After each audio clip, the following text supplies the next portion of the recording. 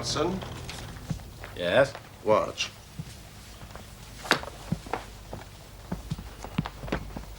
The chemical reaction you're about to witness will solve the mystery concerning the persecution of Mr. John Vincent Harding. Excellent. The tobacco millionaire. Shall I take notes? No, I will dictate in the fullness of time.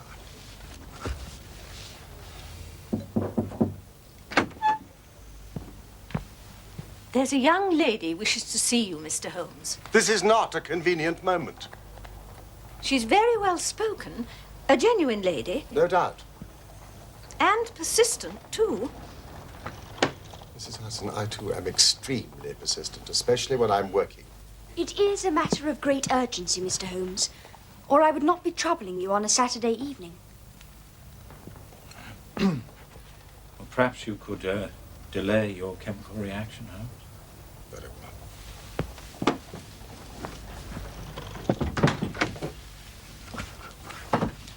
Do sit down. Miss, Violet Smith. Dr. Watson.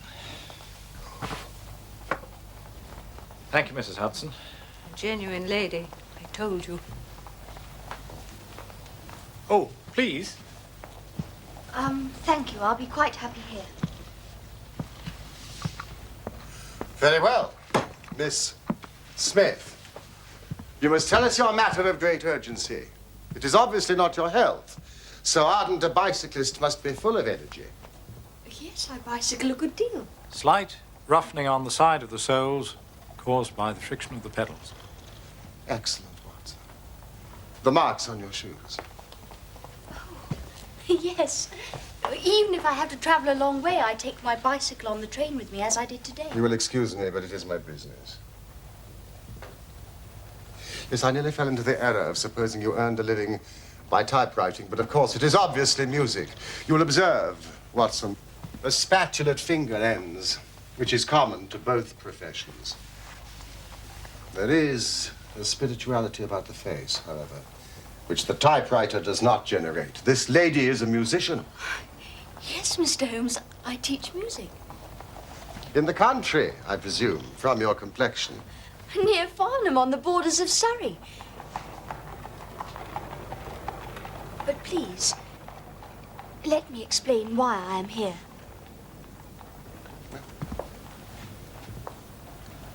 I am an only child, and my father died some years ago. His name and profession? James Smith. He conducted the orchestra at the Old Imperial Theatre. Ah, the Old Imperial, Holmes. Yes. Please continue. My mother and I were left without a relation in the world, except for one uncle, Ralph Smith, who went to Africa 15 years ago. And we have not had a word from him since, despite our Christmas cards and photographs. Mr. Holmes, I have to tell you that I think you wish to tell me that you and your mother are very poor, notwithstanding your obvious grace, dignity, and talent. we were very poor. Ah, About 4 months ago, in February, we were told there was an advertisement in the Times inquiring for our whereabouts. You can imagine how excited we were, for we thought that someone had left us a fortune. I went at once to the lawyers whose name was given in the paper.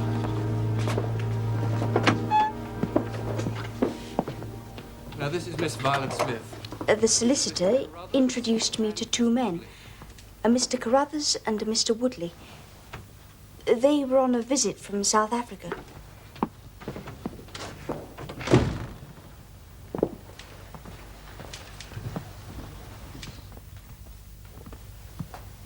I wish I could tell you your uncle left you a vast fortune, but as I said... He died in extreme poverty. However, I myself am not without means. My mother and I never sought charity. No, nor do I offer it. Please. I have a question to ask of you. Your Uncle Ralph said you were very musical. Do you teach music? Yes. Miss Smith, I am now a widower with a 10-year-old daughter, young Sarah. She needs a music teacher. So you see, I do not offer charity. A job. He wants to give you a job. Whereabouts in London do you live, Mr. Carruthers? I don't. I live about 6 miles from Farnham, in Surrey, at Chiltern Grange. I couldn't possibly leave my mother on her own. I will pay you £100 a year. 100 a year. Yes. approximately double the market price, I think. Oh, at least. Which you obviously accepted. Or you wouldn't be here now. Yes, I accepted the offer. Oh, Mr. Carruthers agreed that I should go home every weekend to my mother in town. So this is one of your weekend visits to London? It is. Tell me about your life at Chiltern Grange. For a while, it was quite perfect. Every Monday morning, I would take the train to Farnham and then bicycle from the station to the house.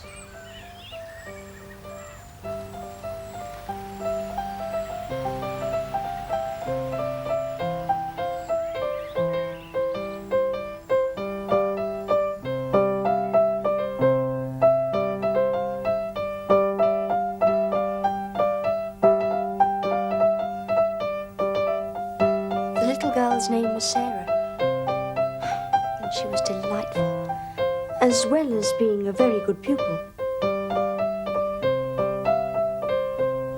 That was very much better, Sarah. May I try it again? Of course. That's why we're here. Mr. Carruthers was appreciative of my work and an extremely kind and considerate host. It sounds idyllic. It was. What happened to spoil it? A visitor. Mr. Woodley. However did you guess, Mr. Holmes? Miss Smith. I never guess. Tell me about his visit. He arrived and was to stay for a week. But to me it seemed like 3 months. Oh, that odious red moustache.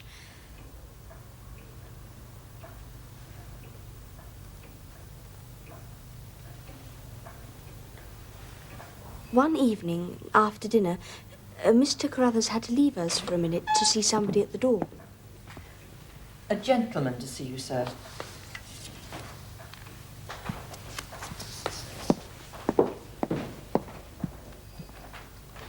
Will you excuse me?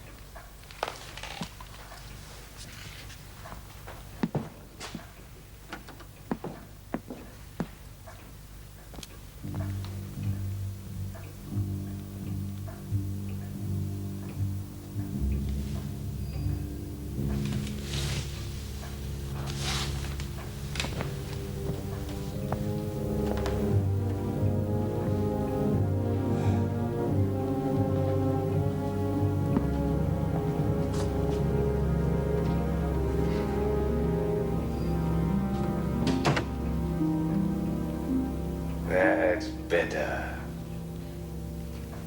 Better? In what way? Better to get the old folk out of the way. I don't regard Mr. Carruthers as old. Oh, yes, but he isn't young. Like us. I do wish you wouldn't blow smoke in my face, Mr. Woodley. Oh, I don't believe that for a moment. What don't you believe? When women say they wish you wouldn't do something, it generally means the exact opposite. I mean precisely what I say. Mr. Woodley, will you please leave me alone? No. To tell you the truth, I won't leave you alone. Not until I've said what's in my heart. Whatever do you mean? I'm not very well up in the social graces, but I'm prepared to learn. If you're prepared to teach me. Oh, this is absurd. It isn't absurd. I'm asking you to marry me. I mean it. It's from the heart. Money isn't a problem. I did very well out in South Africa. Whatever you're accustomed to, I can give you better. Better than you're accustomed to. Jewelry, diamonds. You want diamonds? Oh, I can give you diamonds. I don't want diamonds. Oh, you think about it. I won't rush you. I've thought about it. And the idea is ludicrous. Well, you can't blame me for trying. You're very beautiful. Listen, just to show that I know hard feelings. What about a little kiss to be going on with, hmm? Just a peck on the cheek. Mr. Woodley, will you please stop it? Oh, I told you before about women who say stop it. No! The more they struggle, the more fun it is. Mr. Carruthers, will you stop it?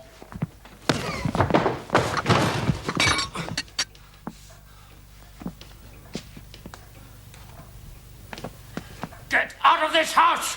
All right. I'm going. I'm not interested in old men. In old maids.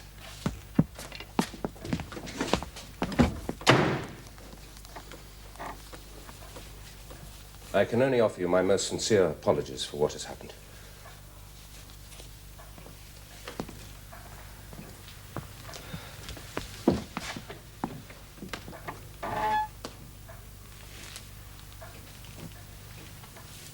If I give you my assurance that it will not happen again, for my daughter's sake, will you stay?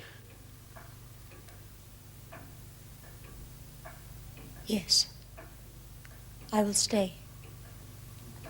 Thank you, Violet.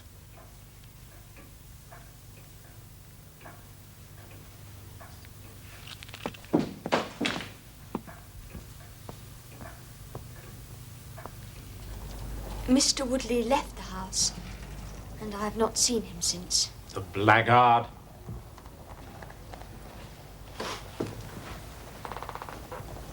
Has there been any change in the behavior of Mr. Carruthers?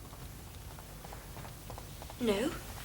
He continues to be polite and considerate and courteous. Now, Miss Smith, please continue. Yes. There is something else. Oh, it may be a mere fancy of mine, but it seems to me that Mr. Carruthers shows a great deal of interest in me. Oh, he has never said anything. He is a perfect gentleman. But a girl always knows. So I believe.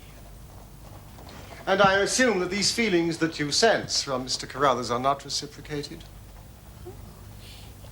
He is a kind and generous employer, but I am already engaged. Oh, the name of this very fortunate young man is? Cyril Morton. He's an electrical engineer with the Midland Electric Company in Coventry. We're to be married at the end of the summer. We wish you joy. Thank you. Yet I am puzzled as to why you have chosen to consult me. It is an intriguing story, to be sure. But I sense you are frightened. And do not understand why. You seem well capable of protecting yourself. Please. Help me, Mr. Holmes. What is it? I am being followed. Followed? By whom? A cyclist. Every Saturday morning, I bicycle from the house to Farnham Station to catch the 12:22 to town. There is one very quiet and lonely stretch of road that lies between Charlington Heath on the one hand and the woods of Charlington Hall on the other. 2 weeks ago today, I was passing this place when I chanced to look back and saw a man, also on a bicycle. The following Monday, when I returned, he was there again. I see. And again last Saturday. And again last Monday. Have you mentioned this to your employer? Yes. Mr. Carruthers was very concerned and has ordered a horse and trap so that in future I should not travel unaccompanied. But they've not yet arrived. And this morning? He was following me again.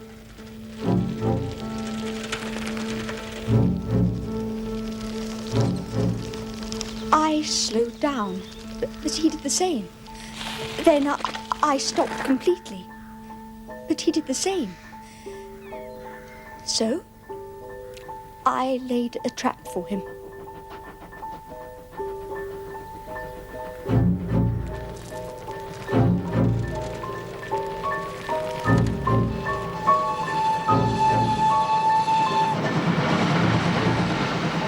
There is a sharp turning of the road, and I pedalled very quickly towards this and then stopped and waited.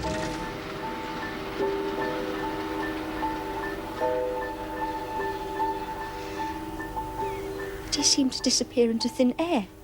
Can you describe this man? I realize that you've only seen him from a distance. Yes. He wears a dark suit, dark spectacles, and he has a beard. Young? Old? He's about middle-aged. Now, let me see if I have the geography correct.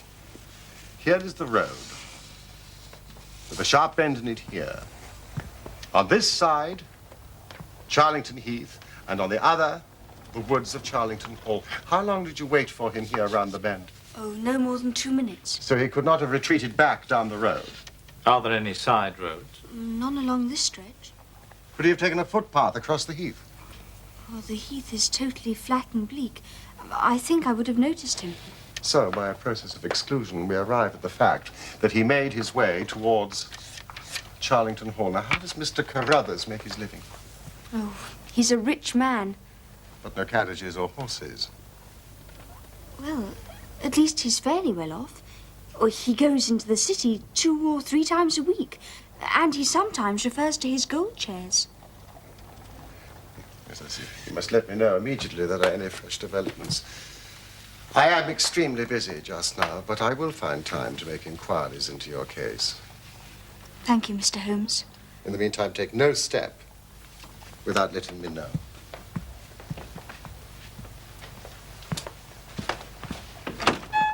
I'm sure we shall have nothing but good news for you. I do hope so, Dr. Watson.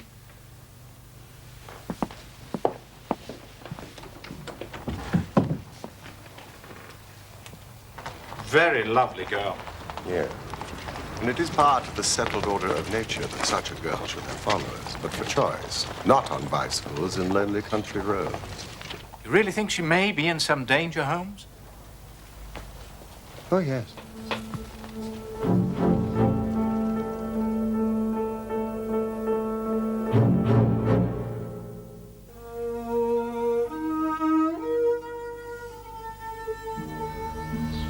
On the following Monday, Holmes found that he had business which detained him in London. So he dispatched me on the early train to Farnham that I might observe Miss Smith's passage past Charlington Hall. The setting was just as she had described, heavily wooded on the side bordering the hall and utterly exposed on the other. I selected the only available cover and waited.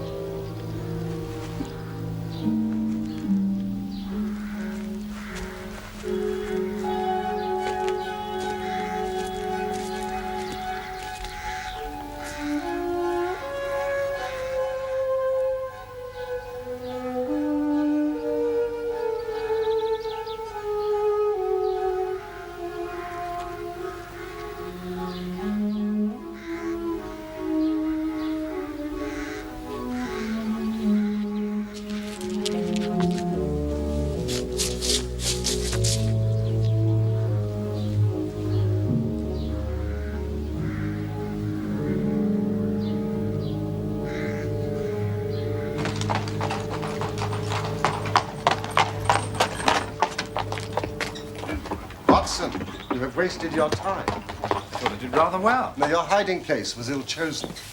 You should have been in the bracken on the other side of the road. In that way, you would have had a close view of this fascinating, solitary cyclist. Thank you. As it is, you are 100 yards away and can tell me even less than Miss Smith reported to us last Saturday. You describe him as bending low over the handlebar? Yes, quite low. That's concealment again, which in your case worked perfectly.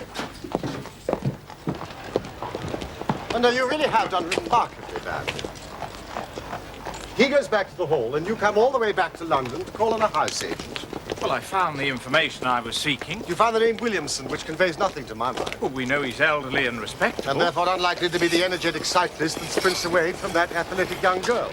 Well, what should I have done? Gone to the nearest public house. That is the center of country gossip.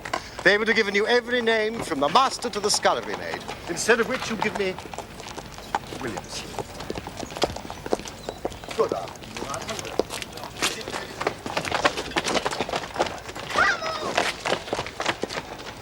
So, what have we gained by your expedition?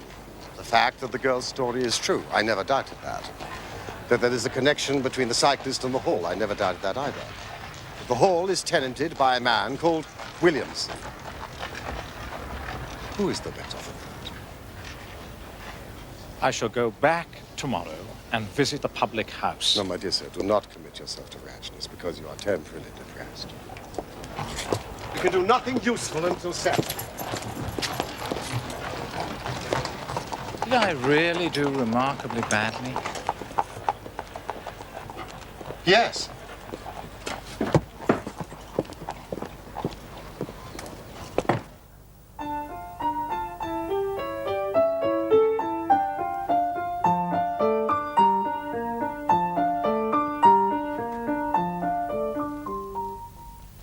Very beautiful. Thank you, Mr. Brothers. It is a new piece. I need to practice it more. No, I don't mean the music. Violet, I have a question to ask you.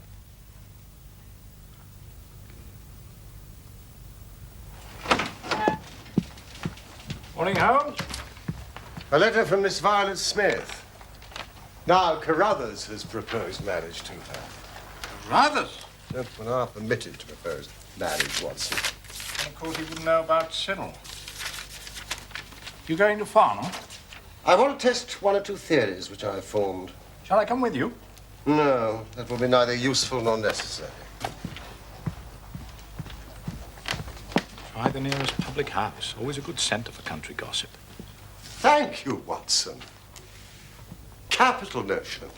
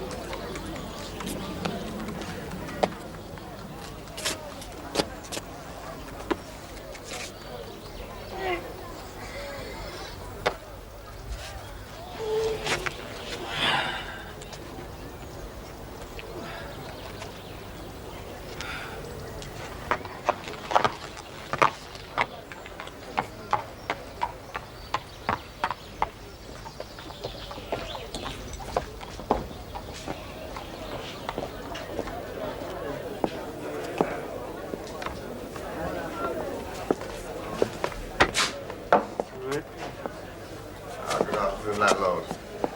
May I have half a pint of your local ale, please?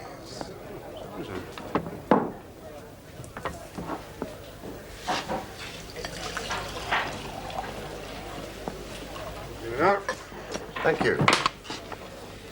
You may keep the change.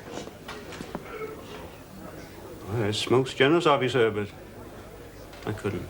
I haven't done anything to warrant such generosity. I'm about to give you the opportunity. I need some information. Oh, I'm not one for idle gossip, sir. Neither am I.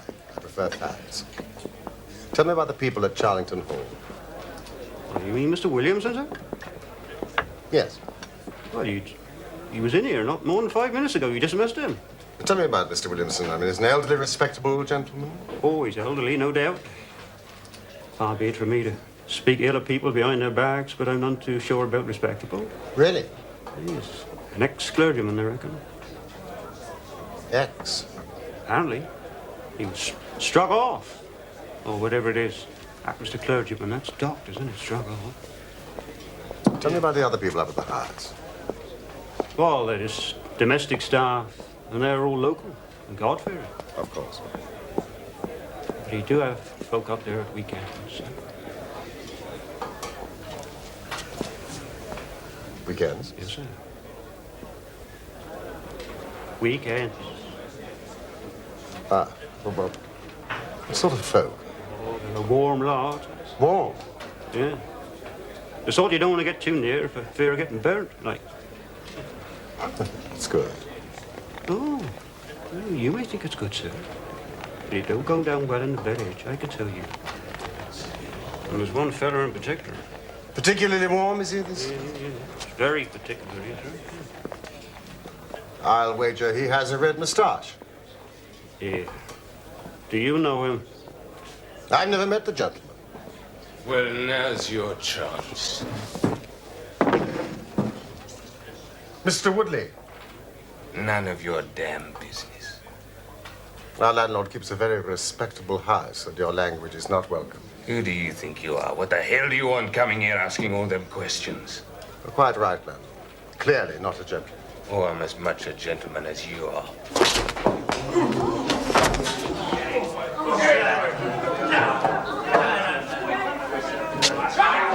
Everybody here will bear witness to the fact that I am acting in self-defense.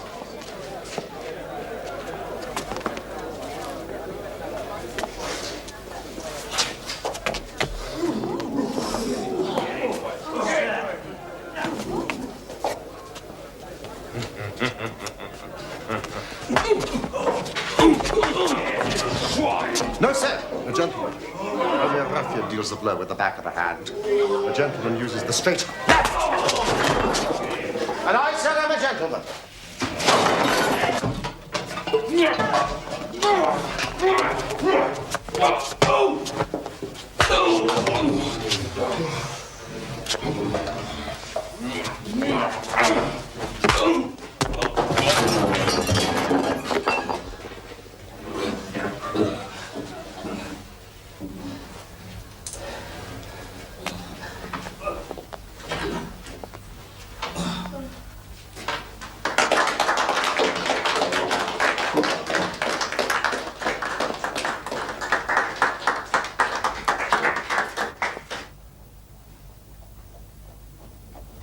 It was absolutely delicious, Watson.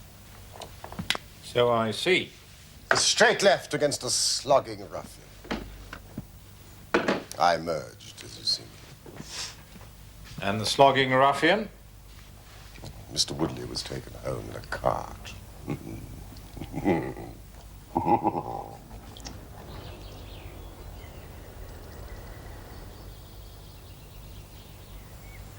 There's that horrible man again.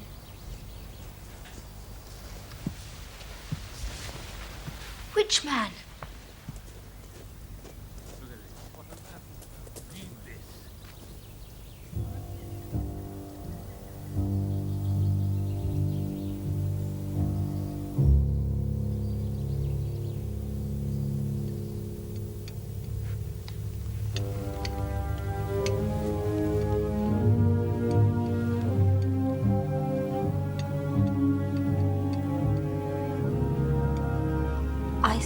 I saw Mr. Woodley in the garden today.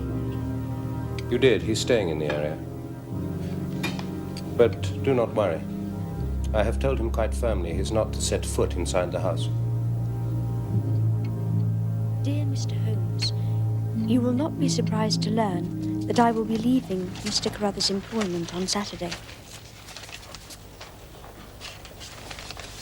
The odious Mr. Woodley has reappeared at Chiltern Grange. Ah, but at least you won't be bicycling to the station. So finally, the rich Mr. Carruthers has acquired a horse and trap. Yes. Look here. All my troubles will be over on Saturday. Tomorrow, Holmes. All our troubles will be over. Why do I worry about that word? Which word? Trap.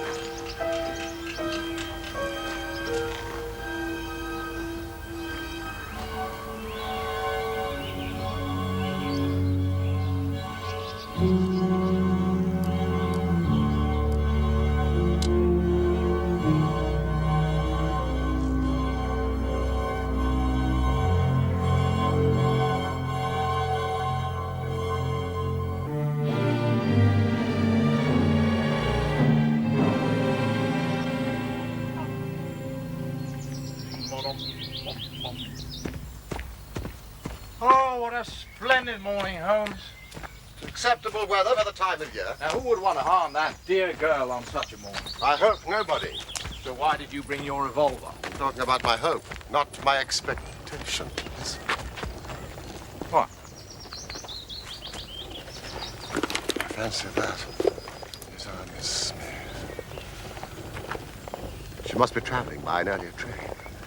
I give it a margin of half an hour, but she'll be past Charlington Hall before we can possibly meet her.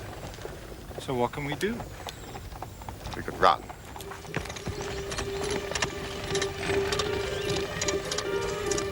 Fool! I should have allowed for that earlier train!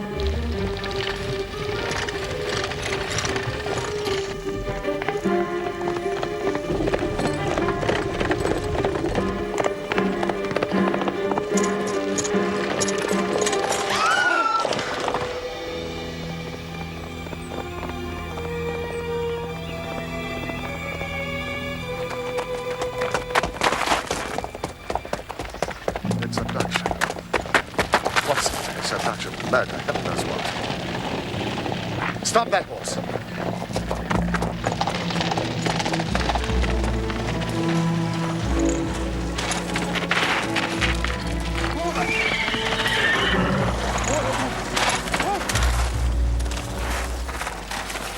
Good man. Come on, Watson. Let's see if I can repair the consequences of my own blunder.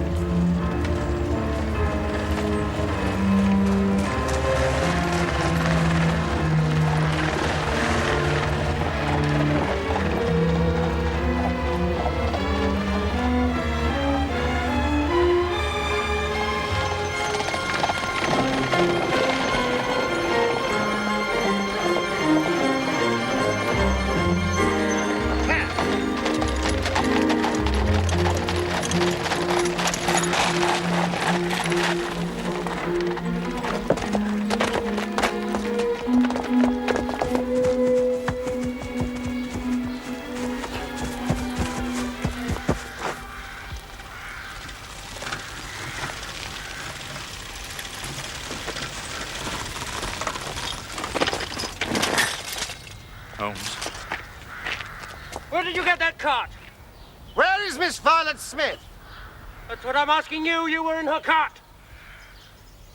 It was on the road. There was no one in it. Somebody seems to have gone through this way.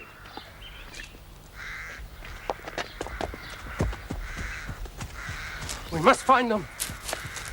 Come, Watson.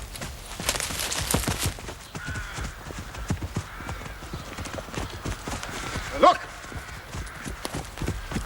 Do you know who this is? That's Peter, the groom. He was taking her to the station. He's alive. Pulse is strong. Mustn't be left lying there too long. Let him lie. We can't do him any good. But we might save her from the worst fate that can befall a woman. Where are you going? The house. They didn't go to the house. They went this way to the left.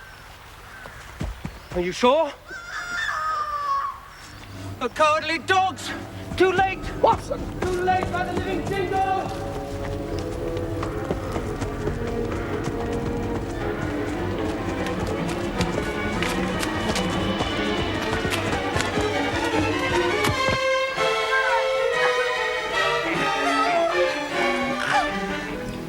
Hard as much as John and Violet have consented together in holy wedlock, and have witnessed the same before God and this company,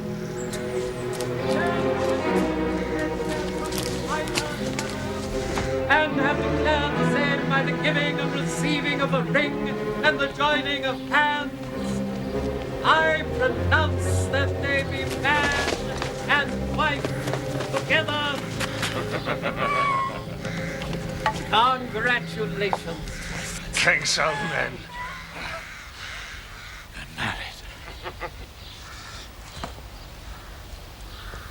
Welcome to the party, gentlemen.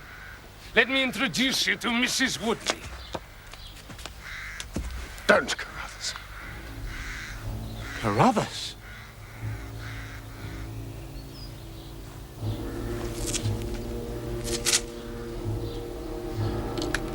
Yes. I'll see this woman righted if I have to swing for it. You're too late. She's my wife. No. She's your widow.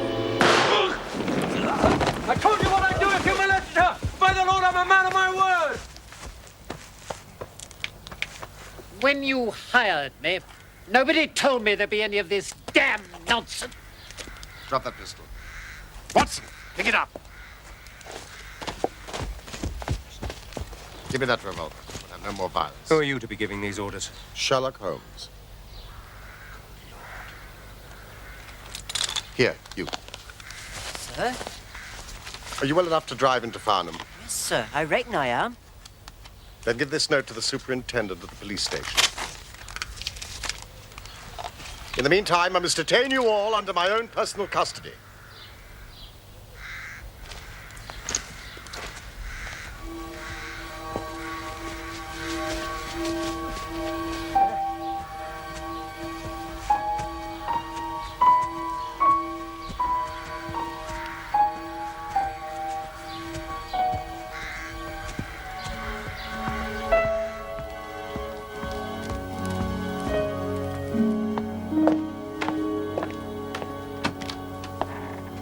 How are the patients, Doctor?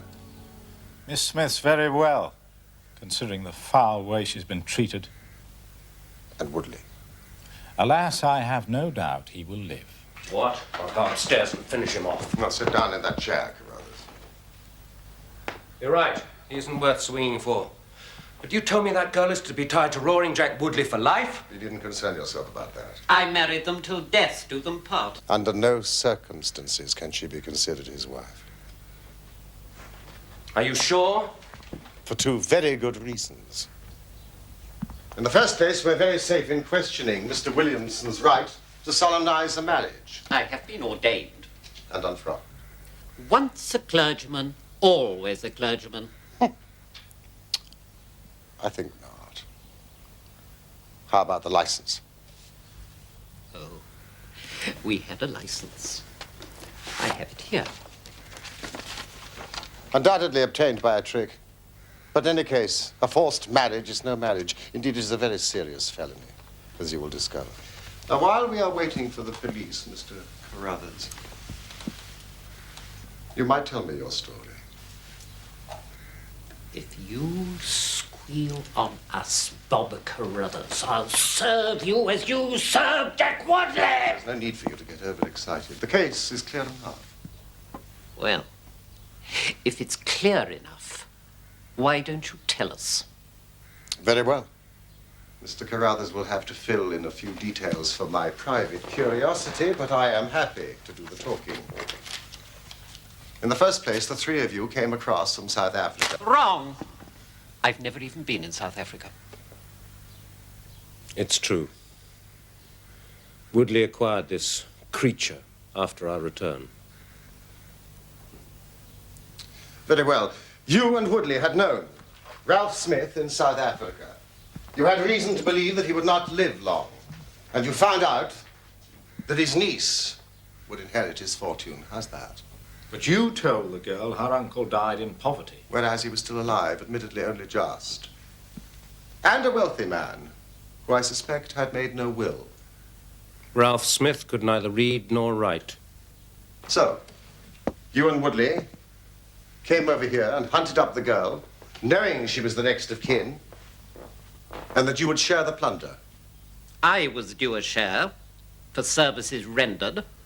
And Carruthers, you made the mistake of falling in love with her. The first time that ever I knew what love was, Mr. Holmes. Why didn't you tell her of the danger she was in?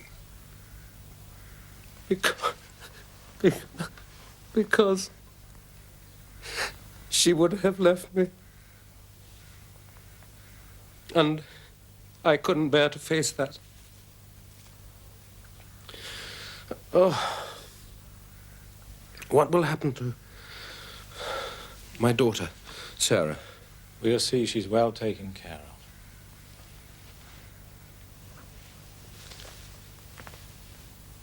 You see, even if she couldn't love me, it meant a great deal to see her about the house and hear the sound of her voice. You may call it love, Mr. Carruthers. I should call it selfishness. Maybe the two things go together. But I tried to protect her. I never once let her go past this house where I knew those rascals were lurking without following her on my bicycle to see she came to no harm. I kept my distance and wore that beard so she should not recognize me. Then I presume the cable arrived. Cable? What cable?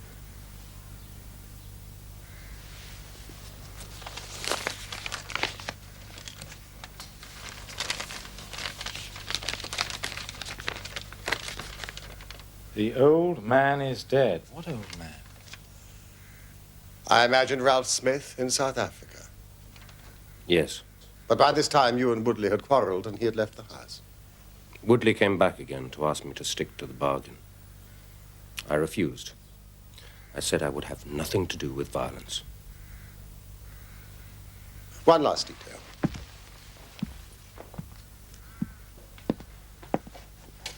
Why was Woodley chosen as the prospective husband? I'm ashamed to say it.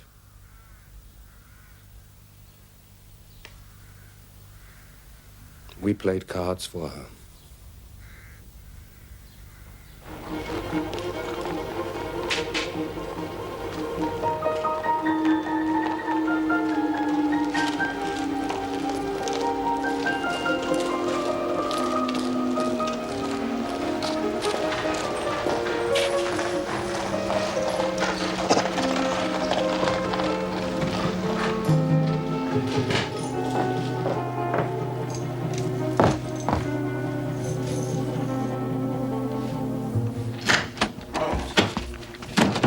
Results of the trial. Listen to this. The judge, in summing up, said, Holmes. Watson, may I be permitted an educated guess?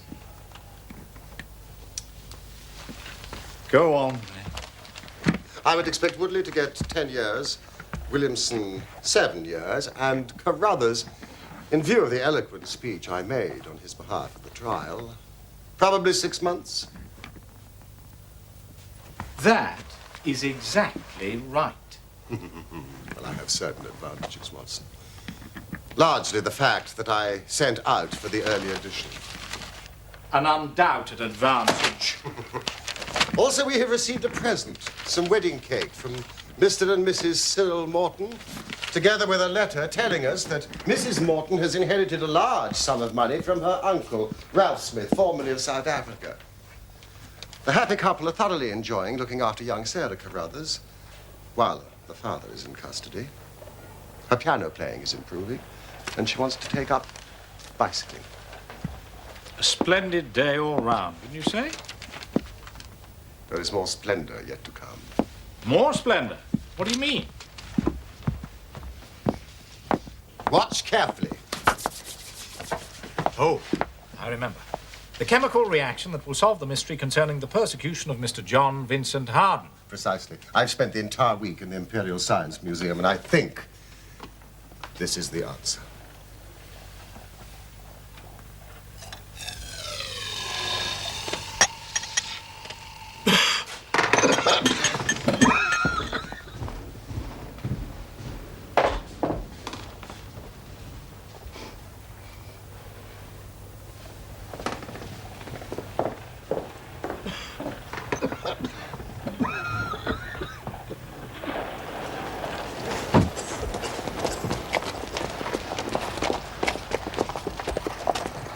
Is that the answer, Holmes?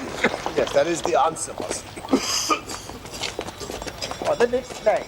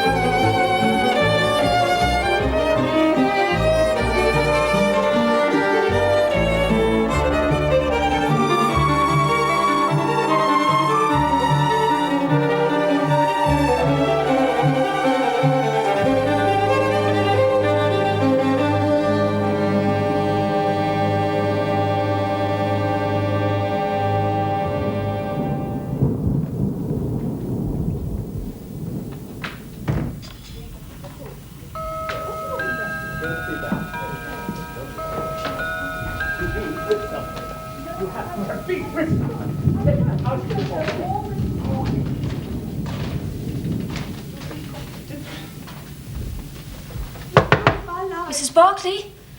Your tea? Do such a thing. Your tea, madam. David! Your tea, madam. You betrayed him! Mrs. Fenwick, not debate. What's happened? What is it, child? Madam and the Colonel. Something awful's going on. I can't open the door. Here, let me try. Stop here, both of you. Mrs. Barclay? Mrs. Barclay, open the door!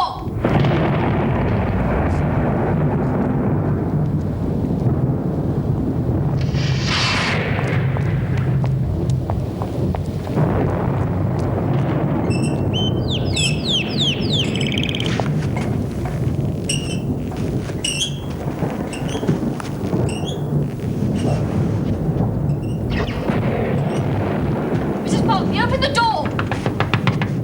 The door's locked on the inside as well, and there's no key.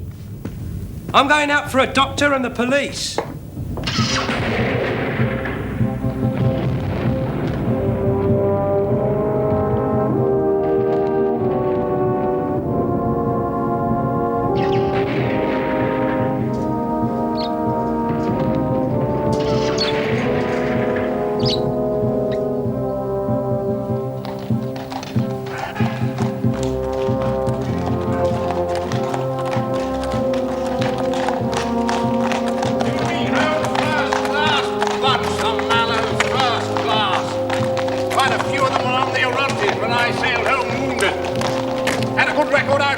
chap. Did wonders during the mutiny.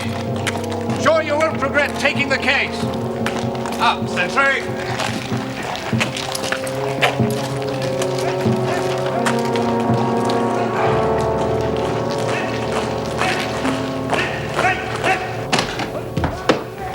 Dr. John Watson, formerly medical officer attached to the Royal Berkshires, now in civilian practice.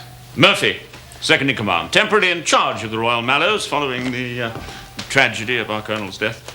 And this will be Mr. Holmes. Please.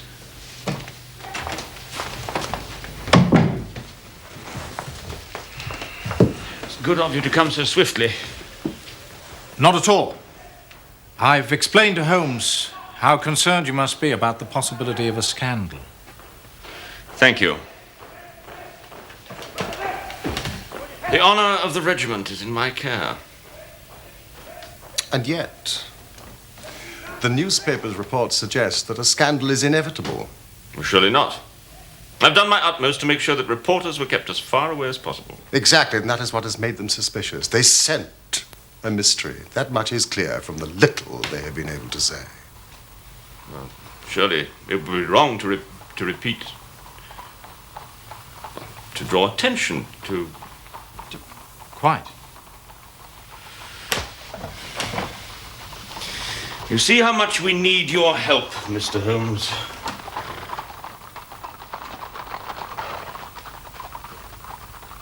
What do you say, Holmes? What can I say? Major Murphy, you have told me nothing! I have come down here after persuasion from my friend, to Aldershot, who has more interest in military matters than I. Now that I am here, please, tell me the facts! The commanding officer of this regiment, Colonel James Berkeley, was found dead in his villa at about 10 o'clock the night before last. The body was found by Private Bates, his batman, lying in the morning room. There was a ragged cut 2 inches long in the back of his head, which had evidently been caused by a violent blow from a blunt instrument. And upon the floor by the body was a singular hand-carved wooden club. Also, stretched out on the sofa, lying in a dead faint, was Mrs. Berkeley. Please continue, Major Murphy. The servants had been alerted to the tragedy by the sounds of a quarrel between the colonel and Mrs. Berkeley. They tried to enter the morning room, but found it locked. Bates had to go round by the garden and get in through the French windows. And now they suspect Mrs. Berkeley. Yes, but she is quite incapable of such a dreadful act. I have been the late colonel's second in command for a number of years. I've come to know Nancy Berkeley well. Of course.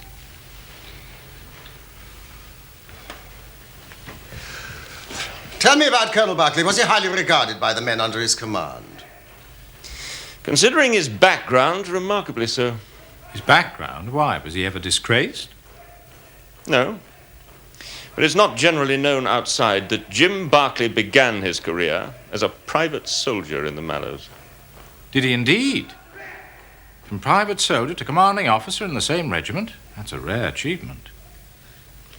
It was his gallantry in the Indian Mutiny that got him his commission. And then quite rapid promotion over the years. More rapid than mine, for instance. Impressive. And I suppose the unfortunate Mrs. Berkeley's in custody? No. Not exactly, no. She's in hospital being looked after, with a police constable standing by. Nancy Berkeley is a handsome woman now. But you should have seen her as a young girl in India 30 years ago. She was a daughter of the regiment. Her father was the regimental son major, RSM Devoy, and therefore quite a formidable father-in-law for any soldier. I remember that all the men in my company thought her quite the prettiest girl in the garrison. As a junior officer, I had little to do with her, but I was aware that she was a most charming, most vivacious and spirited girl.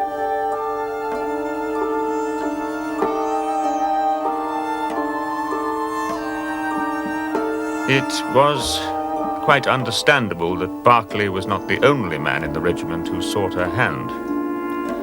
But in the end, he was the one she chose.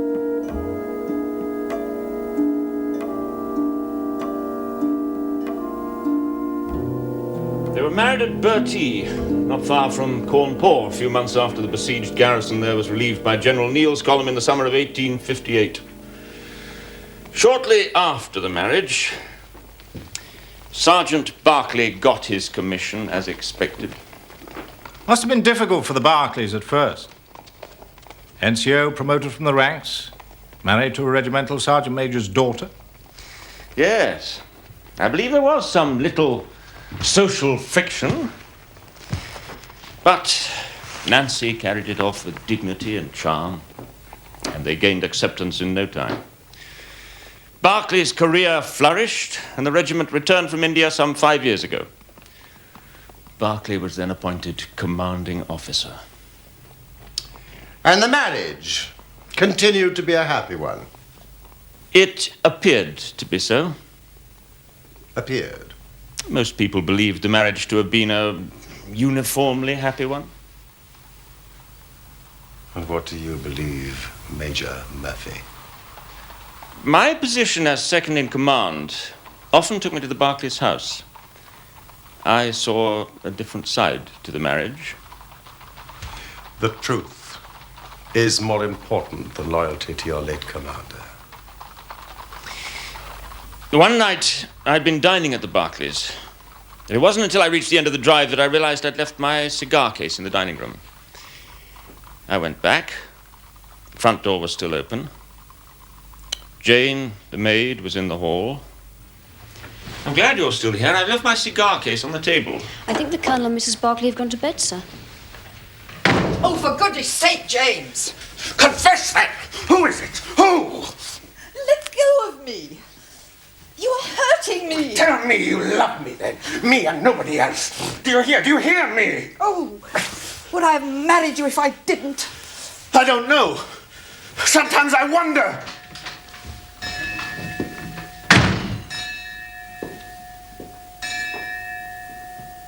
And this expression of jealousy occurred within seconds of you, Major Murphy, leaving the Berkeley's hut. Tell me about the Colonel. Was he a violent man in any way? On occasion. He could be most vindictive towards young subalterns. But he'd clawed his way to the top. You need to be ruthless to do that. Well, surely he didn't still feel out of place as an officer? No, I don't think so. But he was subject to a peculiar form of depression. The Queen. The Queen.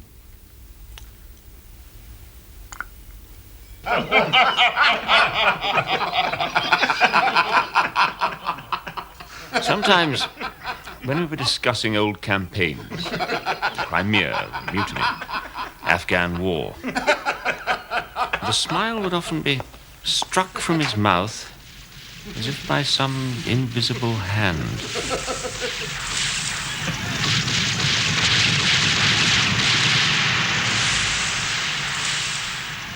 Yes, long service in India can have that effect.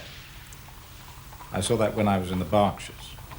You mentioned a carved wooden club found by the body. One of the Colonel's Indian souvenirs. I believe the servants deny ever having seen this club before. Certainly I've never seen it on any of my visits. It was quite long. And the police, I suppose, have retained it for examination. Yes. They believe it to be the murder weapon. Do they indeed? Do you know, I think we should begin by visiting the Berkeley's house. Unless, of course, it is possible to interview Mrs. Berkeley. I'm afraid she's still unconscious. I thought as much.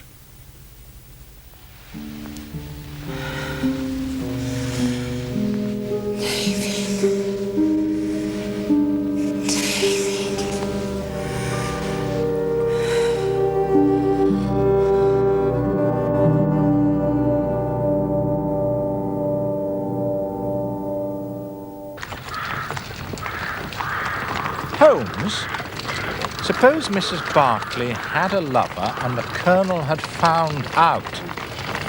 Major Murphy seems to have been rather close to her. You know, mild adultery has always been commonplace among officers and their wives serving in hot climates. Thank you, Watson, for educating me in military morality.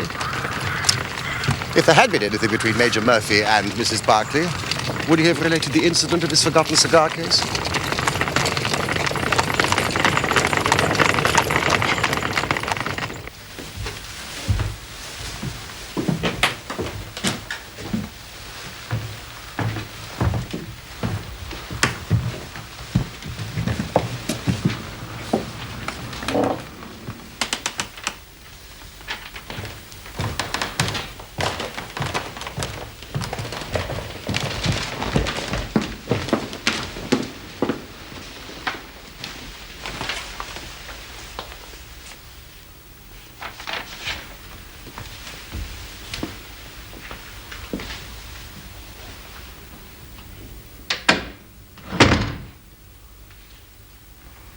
It was about 7:30, sir, and I was waiting at table. Once a month, Mrs. Barclay spent the evening doing charity work in Aldershot.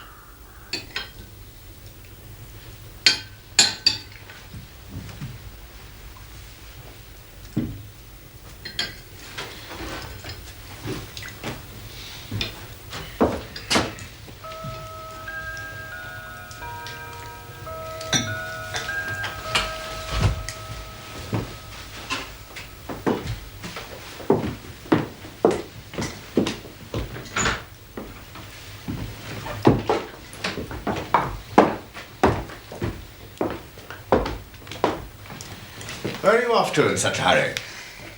Well, the distribution of old clothing starts at 8 o'clock. And I promised Anne Morrison I'll be at the Mission Hall on time. Well, if you want to catch some filthy disease from a lot of flea-ridden Downer-nights, I suppose that's your affair. I believe in putting back into life as much as one gets out of it. We've been fortunate with our lot. Others haven't been so lucky. Don't be late back. Of course not.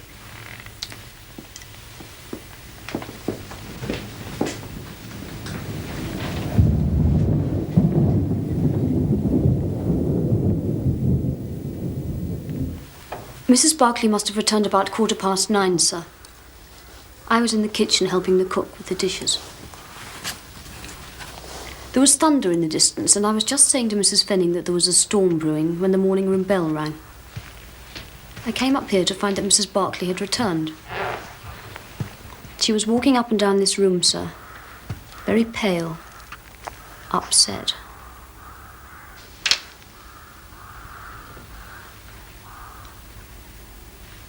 She looked awful, sir.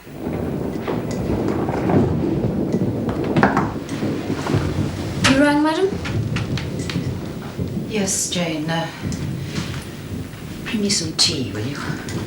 Of course, madam.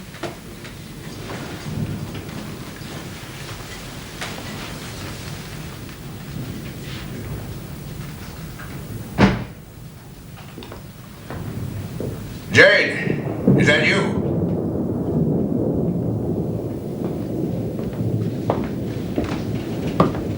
Yes, sir? Did I hear Mrs. Barclay come in? Yes, sir, she's in the morning room. The morning room? Yes, sir, I'm just about to take her a pot of tea.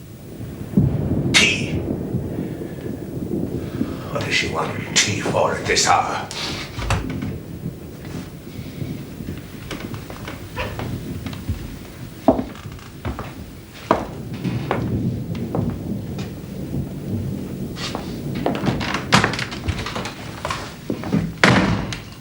And that presumably was the last time that anyone saw Colonel Barclay alive. Yes, sir. Can you think of any reason why your mistress came into this morning room at that time of night when the fire was unlit? No, sir. Did she often make a point of purposely avoiding the Colonel?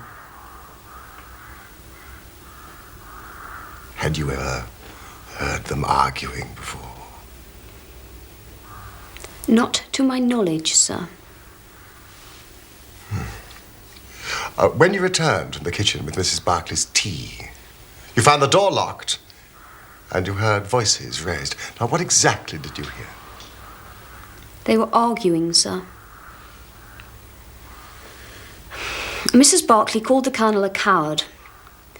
She said, "You have ruined my life all these years." Mrs. Barclay shouted the name David. She said it twice. David? Could you swear to that? It was perfectly clear, sir. But the Colonel's name was James. Have you ever heard Mrs. Barclay refer to anyone called David? No, sir. I don't think she or the Colonel knew anyone by the name of David. And Major Murphy's Christian name is Patrick. Had they had any visitors recently by the name of David? I don't think so, sir. The club that was found by Colonel Barclay's body, had you seen it before? No, sir. The Colonel had several trophies from India, but nothing like that club. Are you sure of that, Miss Stewart? Yes, sir. I don't know where it came from. Thank you, that is all. Oh, no, there is just one last thing.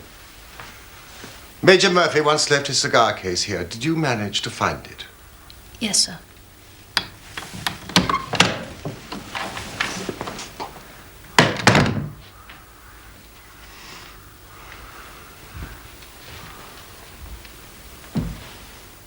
The Colonel was lying down here, sir. With his head by the fender? Yes, sir. You can see the mark of the blood still. But the most frightening thing of all, sir, was his face. His face? When I rolled him over, I almost fainted away to look upon it. It was all contorted, screwed up, with the most horrible look of fear and terror. As if he'd foreseen his own death? Quite possible, sir. Thank you, Bates. What apparition, what monster was it that could have frightened the Colonel so? Not Nancy Barclay, for sure. This door was locked shut, sir, and what's more, the key was missing. Missing? Yes, in the end we had to send for a locksmith to open it. You have made a thorough search for the key? We searched high and low. Mrs. Barclay hadn't got it, and it wasn't in the Colonel's pocket, sir. Thank you, Mrs. Fanning.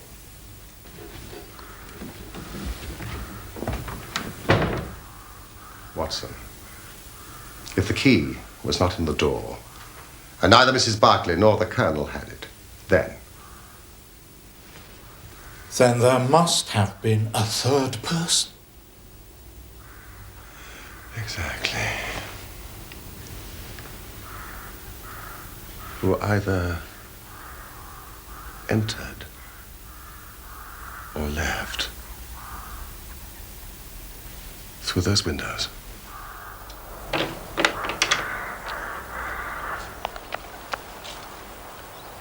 These are Bates's footprints.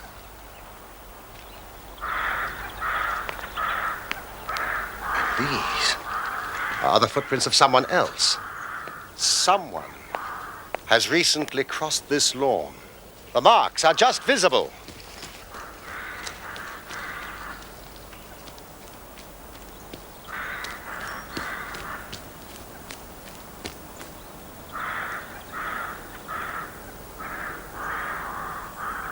He entered and left through those windows, Watson.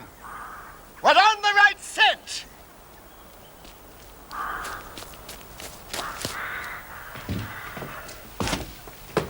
Watson, look at this. What is it? Our intruder had a somewhat unusual companion. It's a dog, isn't it? Somebody's dog. Who ever heard of a dog running up a curtain? What about a cat, then? These paw marks are not those of a cat, not of a monkey, nor of any creature that we are familiar with. I would think from hind foot to forefoot, at least 15 inches at about the length of neck and head. You have a creature of no less than 2 feet, more if there's a tail. The length of its stride is odd. It indicates a creature with a long back and short legs. Something like a stoat or a weasel? We also know that it is carnivorous. How can you tell that? Well, you see, what made it run up the curtain? A canary. Exactly. Then what was this beast?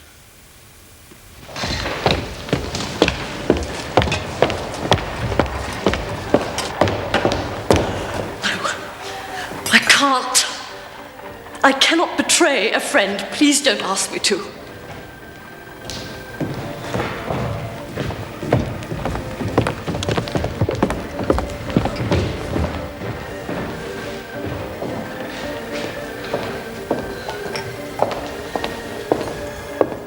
Miss Morrison. When Mrs. Barclay left her house to come here 2 nights ago, she was happy and contented. When she returned 2 hours later, she was a changed woman. Now the police suspect her of murder. You owe it to your friend to clear her name. You must tell me what happened last night that so changed her. Very well.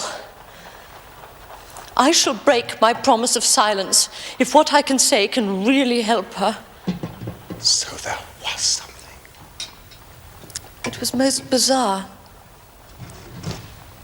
I should explain that we come across all sorts and conditions of men here. Yet the other night I saw the most extraordinary creature I have ever seen. Not only had he a crooked back, but he was lame and walked with his knees bent. His face was darkly tanned, crinkled and puckered like a withered apple. I thought to myself that truly there are some of us on this earth who are burdened with more than their fair share of misfortune. This vision was made more unusual by the oriental garb the man was wearing.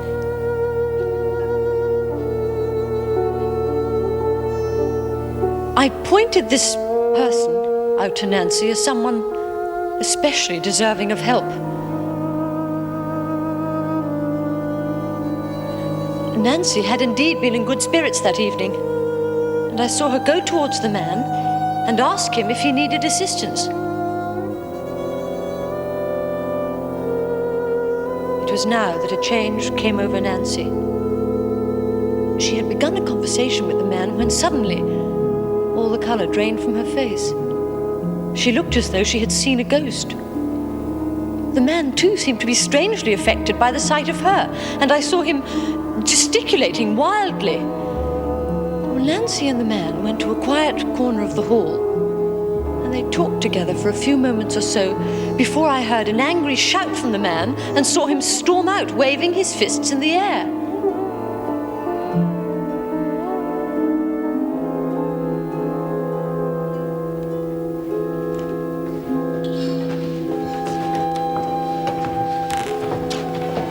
What is it? Are you all right? Who was that poor creature? Oh, it's an old acquaintance of mine, fallen on hard times. Promise me, Anna, you won't say anything about this to anyone. Promise me. Of course I promise. If you so wish.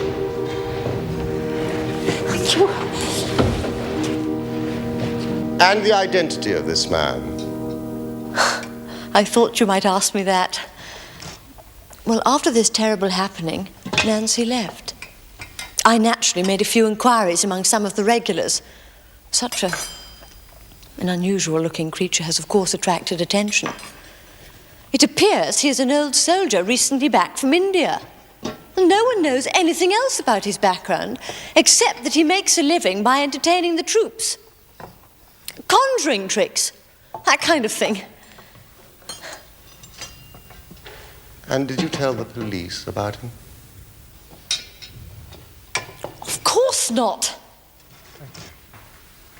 A promise is a promise. Yes, of course. Thank you, Miss Morrison.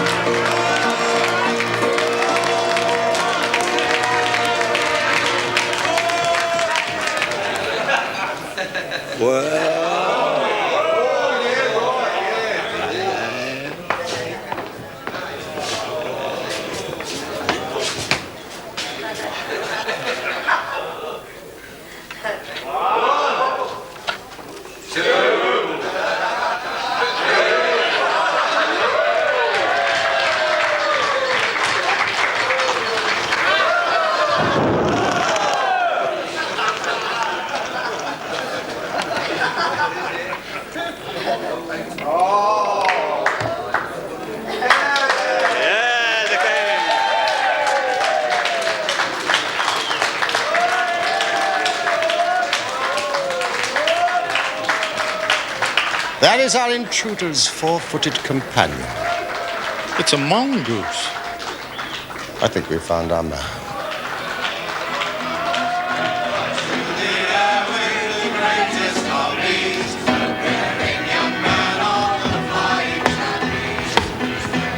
Mr. Henry Wood, I believe, native India. May I have a word? What about? The little matter of Colonel James Barclay's death.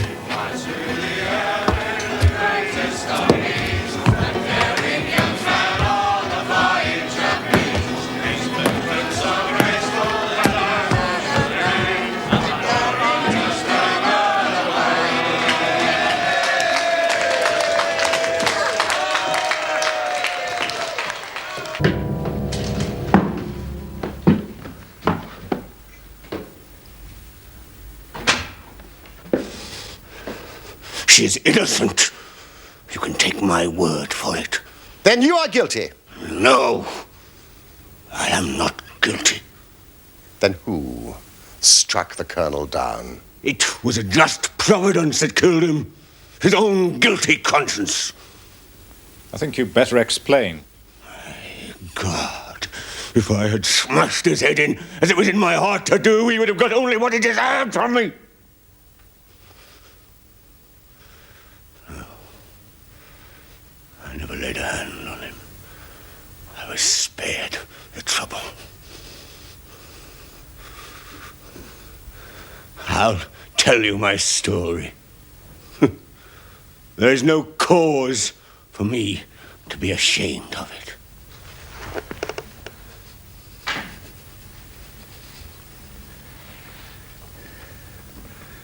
You see me now, with my back like a camel, and my ribs all awry. But there was a time when Corporal Henry Wood was the smartest man in the Royal Mallows. You were in the same regiment as Colonel Barclay? Oh, yes. But he was Sergeant Jim Barclay then. We were in the same company. And we had something else in common.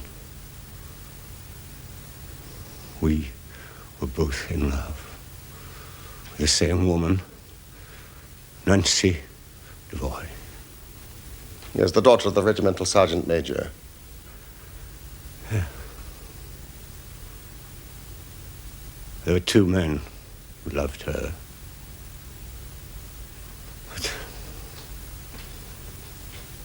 only one whom she loved.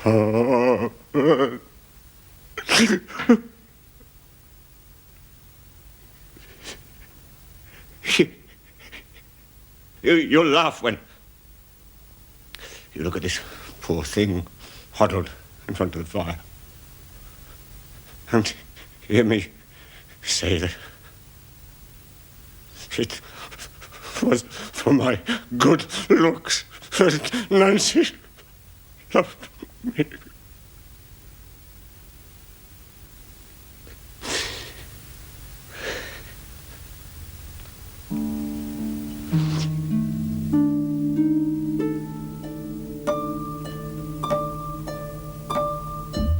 I was the one she loved, all along.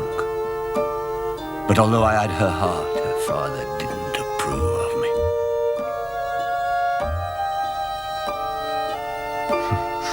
I was a harum, scarum, reckless sort of lad. But I was always honest and plain dealing as well. No, Nancy's father wanted her to marry Berkeley. He was careful to keep out of trouble, always did the right thing. Not like me, who took Nancy to places her father didn't like. Besides, Berkeley had had an education. He was already marked for the sword belt. RSM Devoid naturally thought Berkeley the better match for his daughter.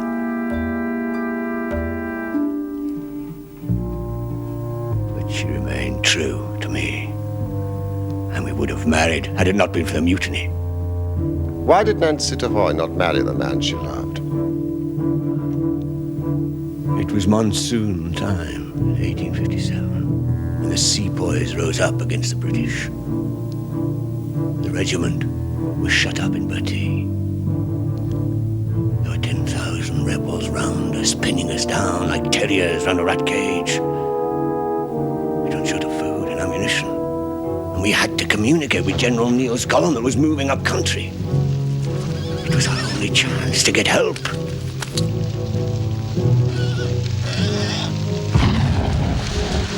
Our company commander had asked for a volunteer, a fit, strong soldier to slip out of the garrison at dead of night and make contact with the relief column out on the plain beyond.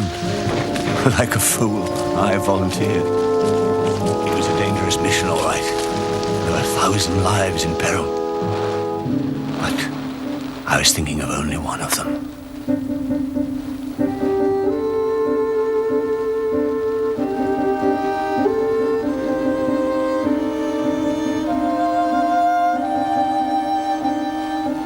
Nancy Devoy, the woman I loved, and the finest girl that ever had the breath of life between her lips.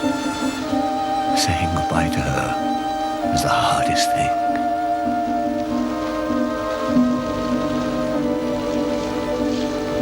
As we exchanged mementos, I little thought that I was saying goodbye to her for 30 years. It was my rival for Nancy's hand that saw me off on my journey through the enemy lines that night. Sergeant Berkeley. He said he knew the lie of the land around the garrison better than any other. While I volunteered to make the journey, Jim Berkeley volunteered to advise me on the best route to take.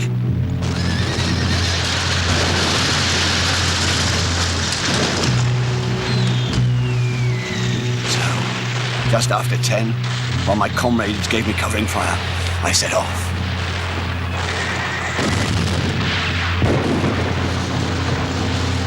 Berkeley had told me to follow a stream which would lead to a gully. This, he said, was the safest way downhill. His directions were perfect, and soon I was wading through icy water that only the day before had been snow in the Himalayas.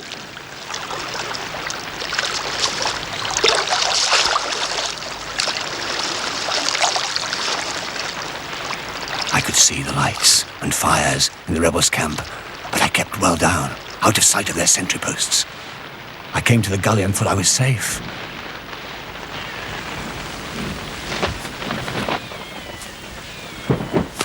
But then it happened. I was attacked. Something hard cracked down on my head, and everything spun round. When I came to, I was trussed up like a chicken and hanging from a tree. My arms felt as though they were being wrenched out of their sockets. I didn't mind the pain, but I was sick at heart for having failed in my mission. What would be the fate of those I had been trying to save?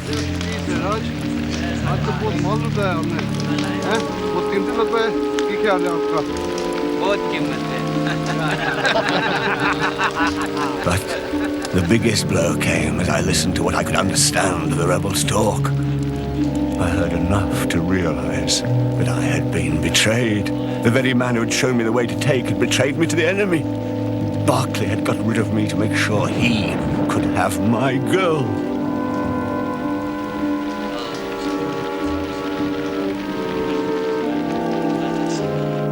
Now, you know what James Barclay was capable of. Well, it turned out the General News column was already on its way to relieve Bertie. The rebels retreated. They dragged me away with them. I was tortured. Tried to escape. Was tortured again. It was to be many a long year before I saw another white face.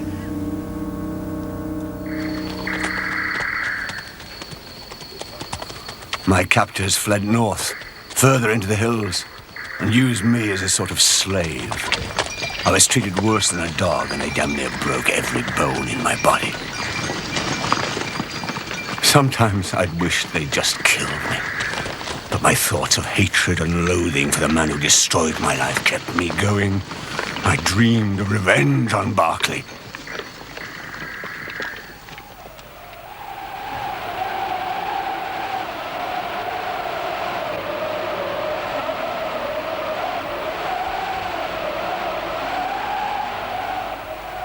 One day, some Afghan tribesmen murdered the rebels who held me prisoner. They left me for dead too. But by a miracle, I still lived.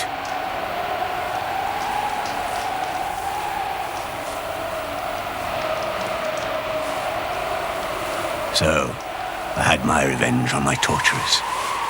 But Barclay was beyond my grasp. And what of Nancy? I had no means of knowing whether she was alive or dead.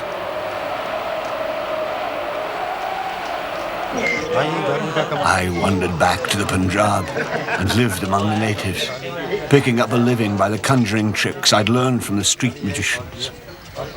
What use was it for me, a wretched cripple, to get passage back by ship to England and make myself known to my comrades in the regiment? Even the desire to have my revenge on Jim Barclay didn't make me go. And why? I'll tell you straight. I preferred my Nancy and my old pals in the Royal Mallows to go on believing that Harry Wood died a hero's death, with a straight back, and see him crawling about the world more like a chimpanzee than a human being. But you did return. And to all the shot where your old regiment was stationed. Why? I just wanted to see the old country once more before I died. I saved what I could. And eventually, I got a show.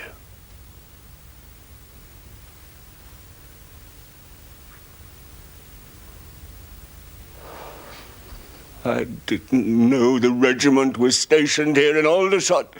I just wanted to be where there were soldiers. I could earn my keep, going around the canteens, doing my tricks to entertain them.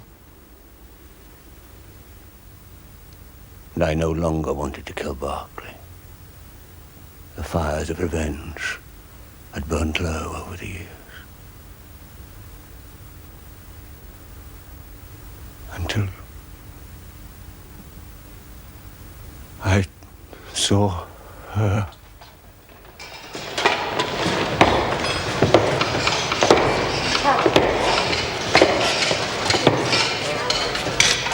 I thought I'd better get some English togs. I looked comical enough without wearing these foreign clothes the whole time. At first, I was more interested in finding a thick overcoat than looking at the charity ladies who were doling them out. Then, one of them came over. I recognized her at once. She'd hardly changed. Still beautiful. What's more amazing is she seemed to know me. Good evening. Can I help you? Have you been able to find anything that...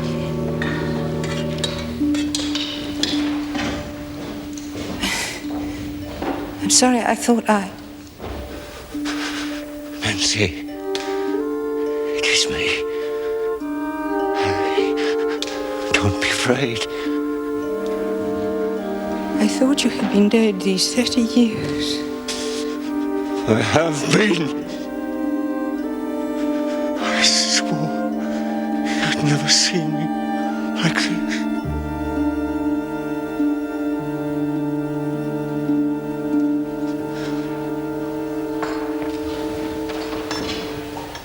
We spoke for a moment or two together. I told her some of my story. I should have spared telling her that her husband was a traitor, but it all came pouring out of me, 30 years of hate.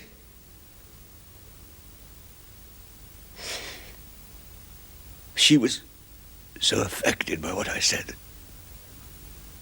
I couldn't stand it. I went outside. Then I saw her come out of the mission, and I followed her home. I saw her go into the house. A light came on. I saw her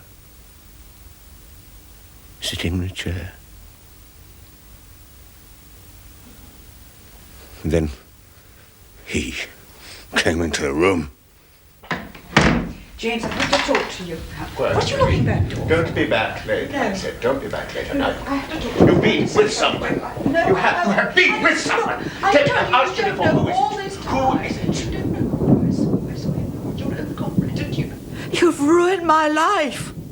All these years. All these years. Oh, how could you do such a thing? It was evil.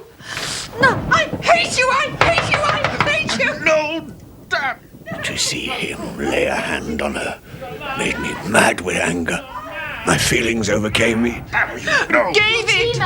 David, you betrayed him.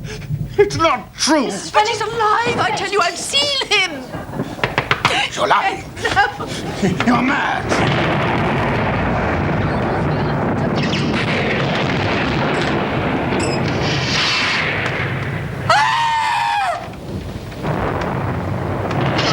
He looked as I have never seen a man look. I read death on his face as plain as anything. The bare sight of me was like a bullet through his guilty heart.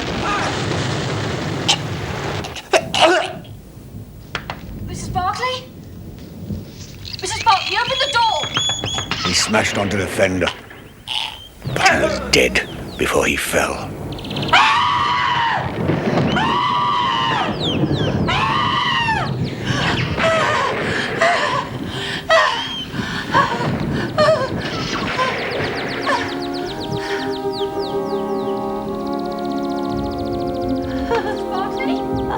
Mrs. Barclay, open the door!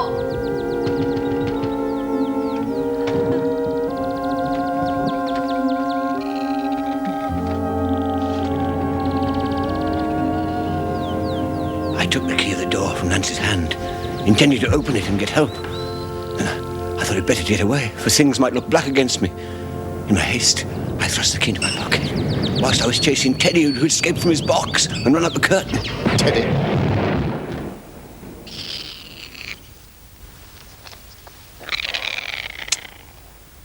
So the Colonel died before he struck his head on the fender.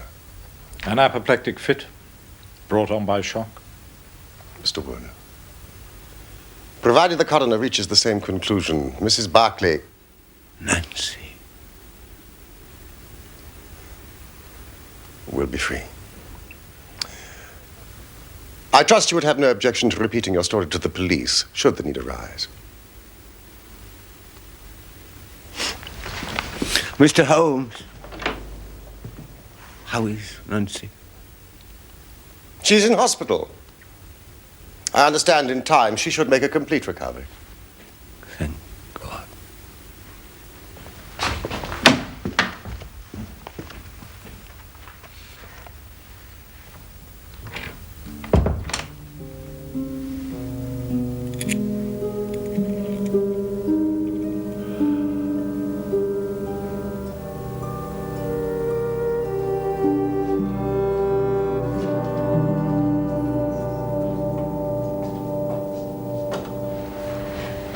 Annie.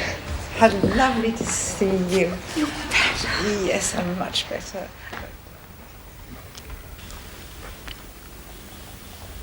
Holmes, there's just one thing I don't understand. If the Colonel's name was James, and Wood was called either Henry or Harry, then who the deuce was David? Ah, my dear Watson, that name David should have told me the whole story. Had I been the ideal reasoner, which you are so fond of depicting, but alas, my powers of deduction failed me. You see, David, in this case, was evidently used as a term of reproach. Reproach? Don't you remember how King David sent Uriah the Hittite into the forefront of the battle to die so that he might steal his woman Bathsheba? I think you'll find the story in the first or second book of Samuel. My Old Testament is a little rusty.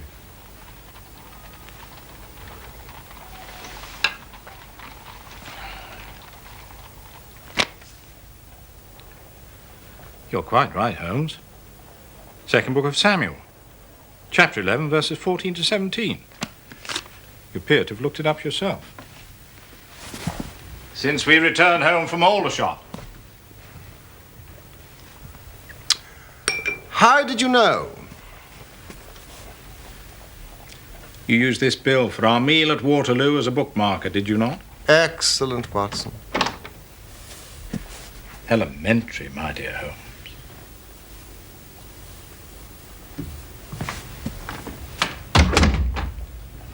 Good night, old fellow.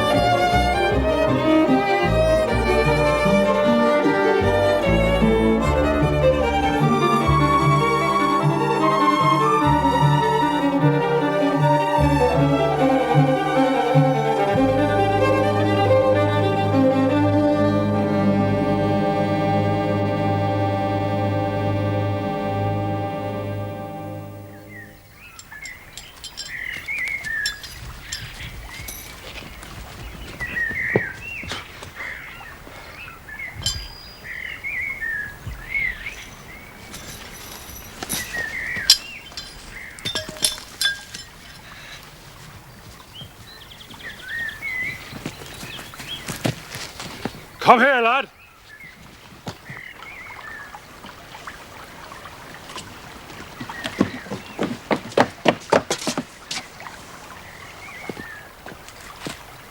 What are you doing on my property?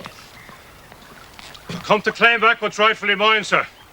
That thieving young rascal made off with some horseshoes and a bag of nails from my smithy.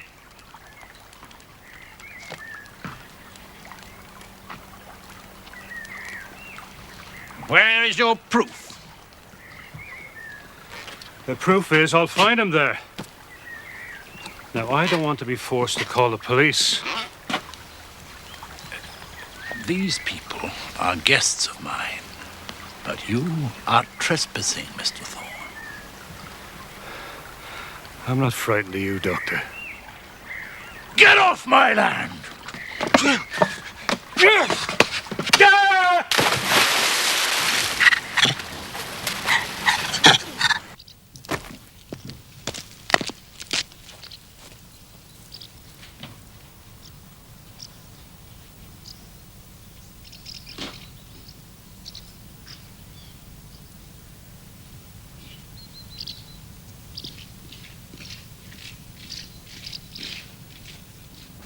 Please come back soon. My dear, there is nothing whatever to worry about. We shall be married in a few weeks. I'm just on my way back to London. Goodbye, sir. And thank you for a most pleasant weekend. I mean to improve my game of chess before my next visit. Yes, I see. You weren't an unworthy opponent. Thank you, sir. I'm just seeing Percy down to the gates, Father. Yeah.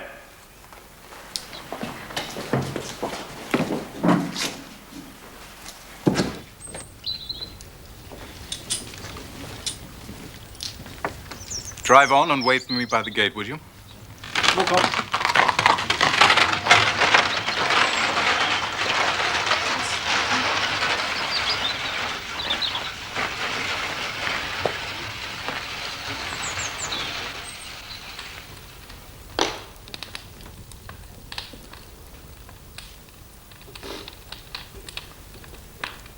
The fellow is trespassing. He had a ducking, and that is all. Father, I cannot believe that Thorne would deliberately... Damn it, woman! Are you part of the conspiracy against me, too? No, Father. I live here.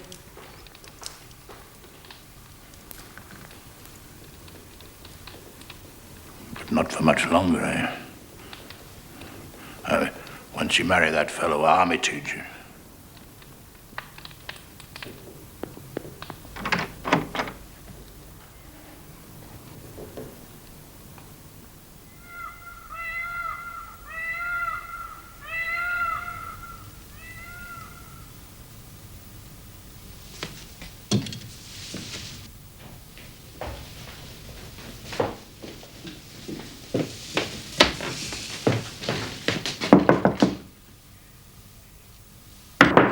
Yes, what is it? Father, what has happened to my room? The builder's found a fault in the structure. Better sleep in your sister's room till they've finished working on it. Julia's room. I can't sleep in there. And why not, pray? I can't. What is the matter? It's a perfectly good room. I've instructed the housekeeper to prepare it for you. Now run along your baggage and good night.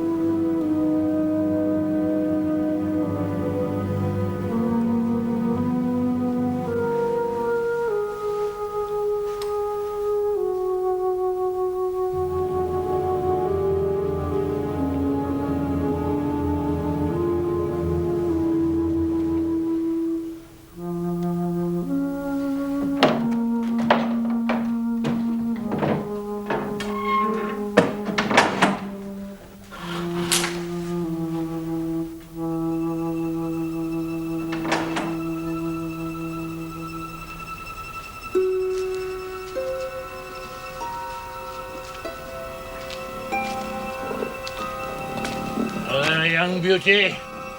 Good night. Good night, baby.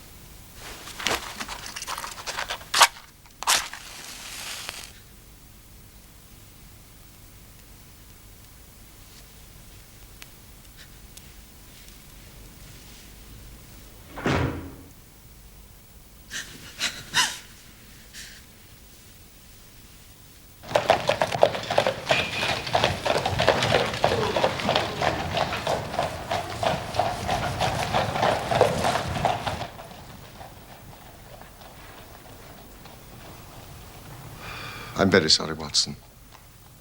But it seems to be the common lot this morning. What? Mrs. Hudson has been roused. She retorted on me and I on you. But it's only 7:15. What is it, a fire? No. A client. This will take a moment to draw, sir. But only a moment. Mrs. Hudson is a mistress of the art of firelighting. This is my intimate friend and associate, Dr. Watson, before whom you may speak as freely as before myself. How do you do? Mrs. Hudson, do you think you could bring this young lady a hot cup of coffee? For I observe you are shivering. It is not cold which makes me shiver. What then? It is fear, Mr. Holmes. It is terror. No, you must not fear. We shall set matters right, have no doubt. You have come by train, I see, this morning. You know me, then? No, but I observe the second half of a return ticket in the palm of your left glove.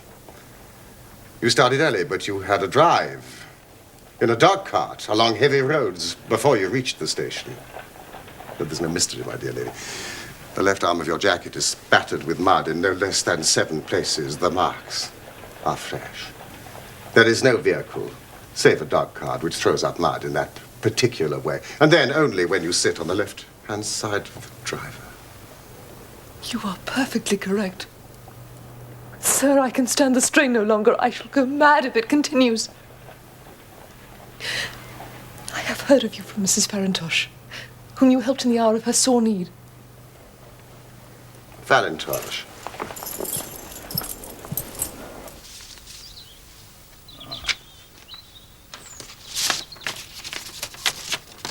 My dear Helen, it is difficult for me to advise you since you present so few facts, but I know you to be a sensible girl not prone to hysterics. As one of your poor dear mother's oldest friends, I can only suggest that if your fears persist, you should contact Mr. Sherlock Holmes at 221B Baker Street. Farintosh, oh yes, I do remember the case. It concerned an opal tiara. I think it was before your time, Watson. Thank you, Mrs. Hudson. Sir, do you not think you could help me too? At present it is out of my power to reward you, but in a few weeks I shall be married with control of my own income. I shall be happy to devote the same care to your case as to that of your friend. As for reward, my profession is its own reward. But you are at liberty to defray whatever expenses I may be put to at the time which suits you best. And now, I beg you, lay everything before us which may help us form an opinion upon this matter. My name is Helen Stoner. I live with my stepfather, Dr. Grimsby Roylott, who is the last survivor of one of the oldest Saxon families in England. The Roylotts of Stoke Moran. The name is familiar to me. He is a doctor by profession, a skilled one.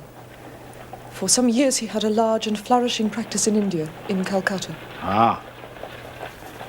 Dr. Watson has also practiced medicine in India. Yes. Attached to the 5th Northumberland Fusiliers. And pray continue, Miss Stoner. In Calcutta he married my mother. She was the young widow of Major General Stoner of the Bengal Artillery. I was only 2 at the time of Mother's remarriage, and my sister, Julia, was 5 years older. Our mother had a considerable sum of money, not less than 1,000 a year, and this she bequeathed to Dr. Roylott entirely while we resided with him. Forgive me, your mother has passed on? Shortly after our return to England, she was killed in a railway accident near Crewe. My stepfather then abandoned his attempts to establish himself in practice in London and took us to live in his ancestral home at Stoke Moran. But the money your mother left you was enough for all your wants, so that was no obstacle to your happiness. A terrible change came over my stepfather. Instead of making friends and exchanging visits with our neighbours, who at first were overjoyed to see a Roylott back in the family seat, he shut himself up in the house and indulged in ferocious quarrels. At times it was, and still is, hard to keep him out of the police courts. He's become the terror of the village. Does he permit any visitors? None. Save my fiancée and some wandering gypsies. Gypsies? Vagabonds, whom he has given leave to encamp on his land. Sometimes he goes away with them for days at a time.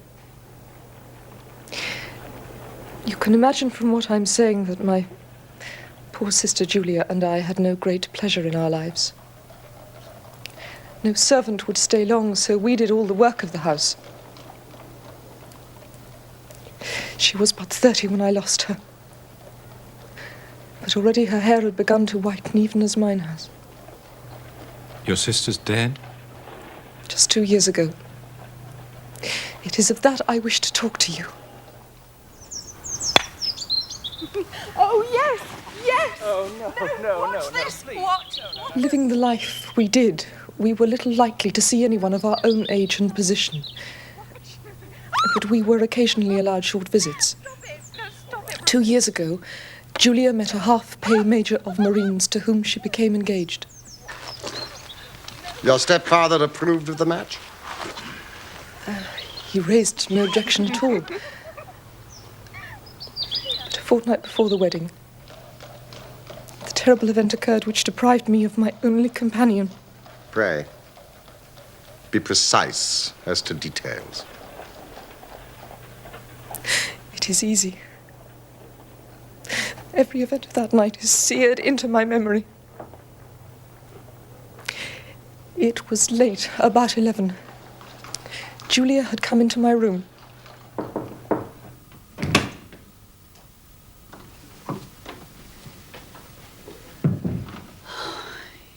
Smoking those awful cigars again. Perhaps you should have this room until the wedding.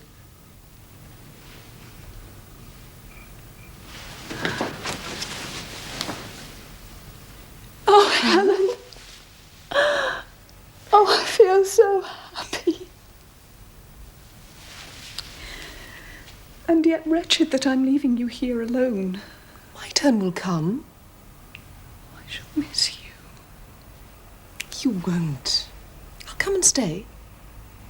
Besides, your major has promised to find me a brother officer of equal rank and infinitely better looking.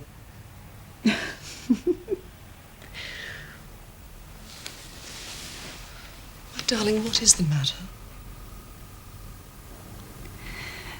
Helen, have you ever heard anyone whistle in the dead of night? I suppose you couldn't possibly whistle yourself in your sleep. Certainly not. Why? The last few nights, always about 3 in the morning, I've been woken by a low, clear whistle. I can't tell where it's coming from. I thought you might have heard it. I sleep more heavily than you. It was probably those wretched gypsies. Well, never mind.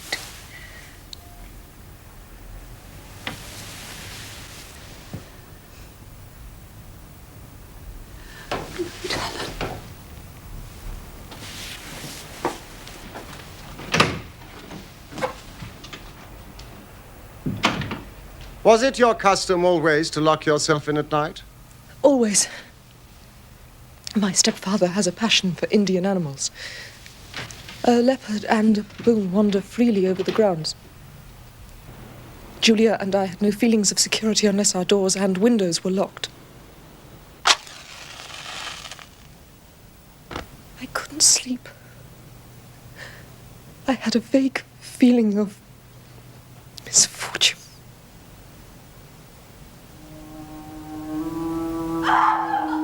Julia!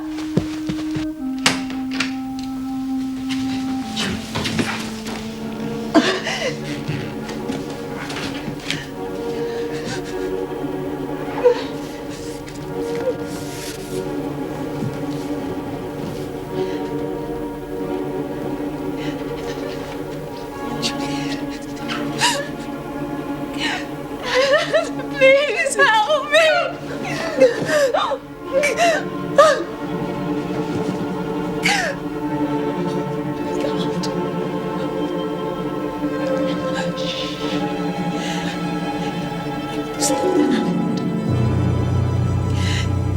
Speckled band. Shh. I can't bother. No, leave me, Julia. Go back to your room, child. I'll deal with this.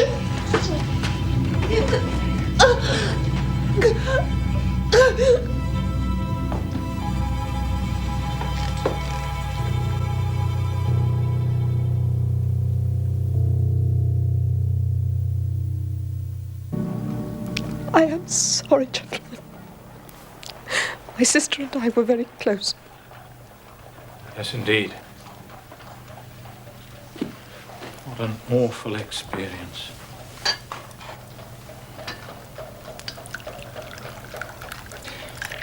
And you've no idea what might have caused... This whistle and a metallic sound, you can swear to it? It was my strong impression. I may possibly have been deceived. Was your sister dressed? No, she was in her nightdress. On the floor there was a candle and the charred stump of a match. Which means something must have woken her up, and she struck a light to see what the matter was. What conclusions did the coroner come to? He investigated the case with great care, but he was unable to find any satisfactory cause of death. And your evidence would have shown that the door was fastened on the inner side, the windows blocked by shutters, secured every night. It is certain, therefore, that your sister was alone when she met her end. Yes. Besides, there were no marks of violence upon her. What about poison? The doctors examined her for it without success. What do you think this unfortunate lady died of, then? It's my belief that she died of pure fear and nervous shock. Though what it was which frightened her, I cannot imagine. What do you gather from the allusion to a band, a speckled band? Delirium. Or some band of people. The gypsies at the plantation, the spotted handkerchiefs they wear around their necks. These are very deep waters. What happened after your sister's death? My life was lonelier than ever. Until a month ago, when a dear friend of mine, whom I've known for many years, did me the honor to ask for my hand in marriage. His name is Mr. Percy Armitage. And you are to be married within a few weeks. So what prompted you to come here when your life seemed set so fair? Yesterday, some repairs were started and my bedroom wall was pierced, so that last night I was forced to move into the chamber in which Julia died, to sleep in the very bed in which she slept. Imagine my terror when I was awoken by the same low whistle which had been the herald of her own death. You lit a lamp. Yes, but nothing was to be seen. I was too shaken to sleep. I dressed and slipped out of the house. I got a dog cart at the Crown Inn and came to London with the one object of asking your advice. You did wisely.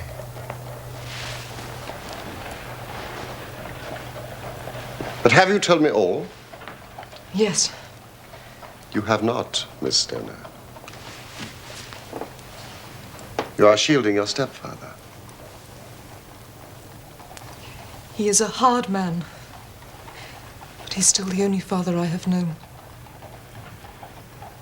I'd say it was time for some breakfast. There are 1,000 details I desire to know before I decide on a course of action. If we were to come to Stoke Moran today, could we see over these rooms without the knowledge of your stepfather? As it happens, he spoke of coming to town today on some business. And the workmen? I have seen none. We have a woman who comes to clean from the village, but only in the morning. There should be nothing to disturb you. Excellent, Watson. You're not averse to this trip.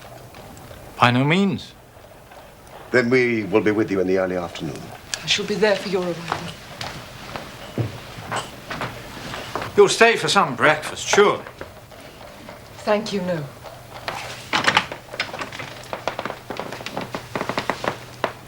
My heart is lightened already.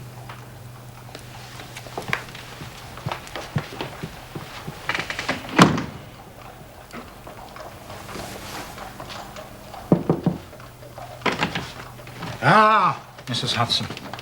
Thank you. But when you combine the ideas of whistles at night, the presence of a band of gypsies on intimate terms with the doctor, the dying allusion to a speckled band, well, there's good ground to believe that the mystery may be cleared along those lines.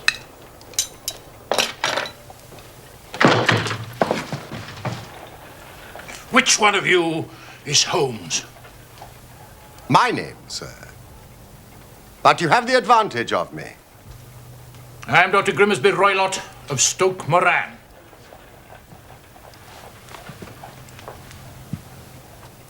Indeed, Doctor. Please take a seat. I shall do nothing of the kind. I know that my stepdaughter has been here this morning. What has she been saying to you? It is a little cold for the time of year. What has she been saying to you? But I have heard that the crops promise well. Ah, you put me off, do you? You scoundrel, sir. I've heard of you before. You're Holmes the meddler, Holmes the busybody, Holmes the Scotland Yard Jack in office. Your conversation really is most entertaining. If you would close the door on your way out, as there is a decided draft. I will go when I've had my say. And don't you dare to interfere in my affairs. I know that Miss Stoner has been here.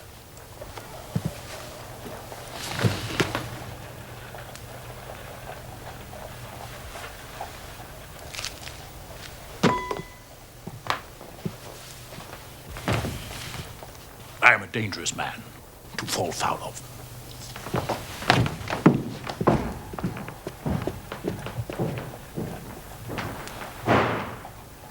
Thank you, Mrs. Hudson. Just another client.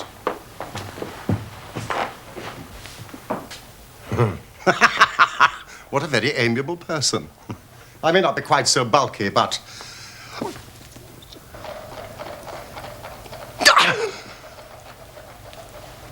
Fancy his having the insolence to confound me with the official detective force. This incident gives zest to our investigation. I only hope our friend won't suffer from her imprudence in allowing that brute to trace her here. One thought keeps nagging at me, Watson. Roylott's professional life in India. If it was so successful, why would he exchange it for a life of aristocratic penury? My friend Coombs would know.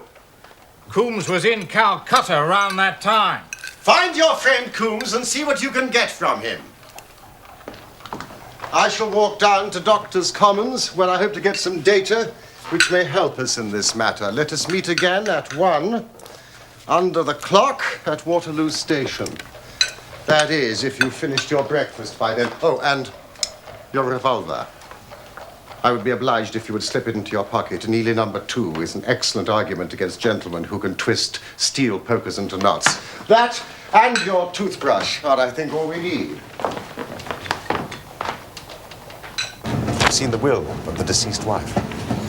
Her annual income at the time of her death was a little short of £1,100. But due to the fall in agricultural prices, it is now no more than £750. Each girl, in case of marriage, could claim £250. So if both girls had married, our beauty, Grimsby Roylott, would have had a mere pittance. And even one marriage would ruin him.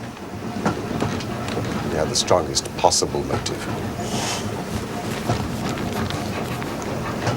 Oh, did you manage to find Coombs? Yes, I did. He proved rather hard to locate, but I finally managed to get him through Swanson at Barnes. He did know Roylott in Calcutta, confirmed what the girl had said, and added one intriguing fact. Now, it seems that a series of robberies had been perpetrated in his house, and suspicion fell on his native butler.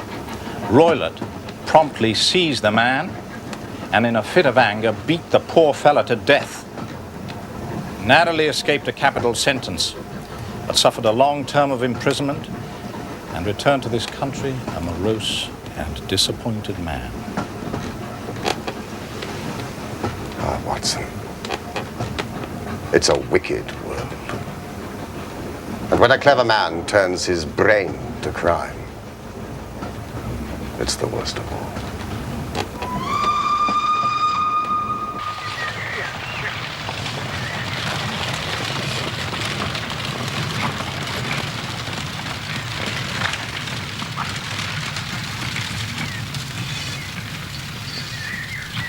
On holiday, are you, gentlemen?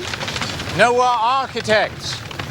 Taking a look at some of the local houses. Ah, that's why I wanted Stoke Moran. I didn't think it was for social reasons. You'll be doing business with Dr. Roylott then? Yes, I believe that was the name. If you don't mind a word of warning, you want to take care with him, sir. There are some round these parts say he's not right in the head. Really? Only yesterday, Mr. Thorne, the blacksmith, had a most nasty experience with the doctor because of those thieving gypsies who were camped in the grounds. Oh, yes, we've heard about the gypsies and the leopard. The story goes the doctor threw Mr. Thorne in the stream in a fit of uncontrollable temper, and Holt's Thorne, he's not a small man. Good Lord. Is he bringing a charge of assault? He were going to, but Miss Stoner, the doctor's young stepdaughter, paid him some of her own money to keep it quiet. Well, that's what I heard. Well, I never. Do you hear that, Holmes? The more I see and hear of that young lady, the more my admiration increases. Young woman of commendable spirit. You can pull up here, driver. Who do you mean, dear fellow? Well, Miss Stoner, of course. Most admirable. Ah, Miss Stoner. I don't know where we went yesterday.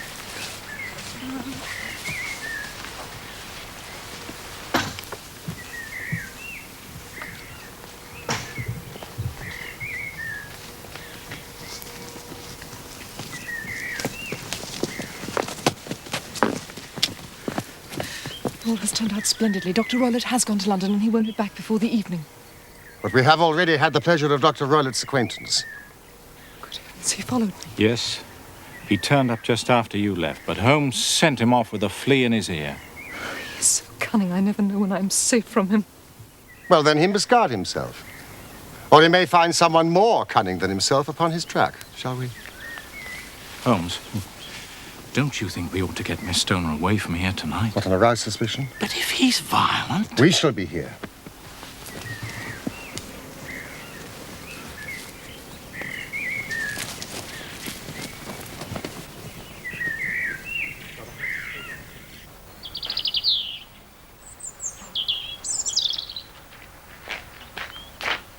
So, this is Dr. Roylott's room. This formerly your sister's. And this your room? Yes, but I'm now sleeping in this one. Ah, pending the alterations. Miss Stoner, may I ask something? That's unusual, isn't it? Bedrooms on the ground floor? The bedrooms were moved downstairs when so much of the house fell into decay. Oh, yes, of course. How sad. There seems little need for repairs to this end of the house. There are none. I believe it was an excuse to move me from my room. Ah, that is suggestive. Now, Miss Stoner, would you be so kind as to go into the room in which you are now sleeping and bolt the shutters?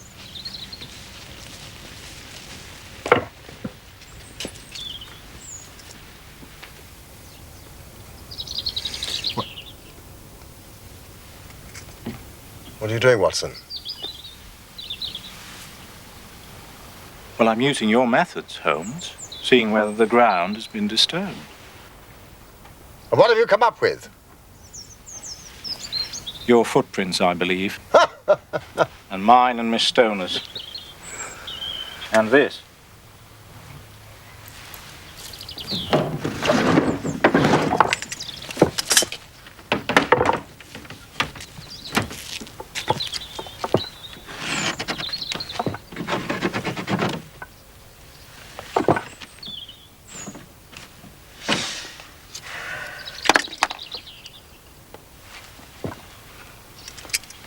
No one could pass these if they were bolted.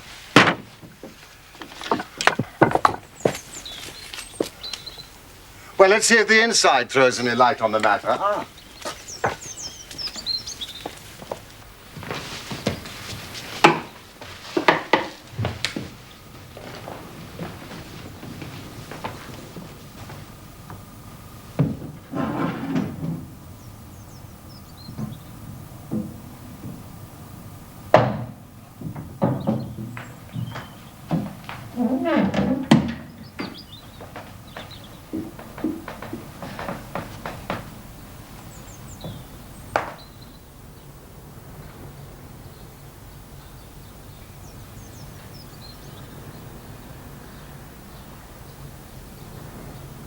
Where does that bell communicate with? It goes to the housekeeper's room. It looks newer than the other things. Yes, it was only put there a couple of years ago. Ah, your sister asked for it. I never heard of her using it. We used to get what we wanted for ourselves. Indeed. You will excuse me while I satisfy myself as to this floor.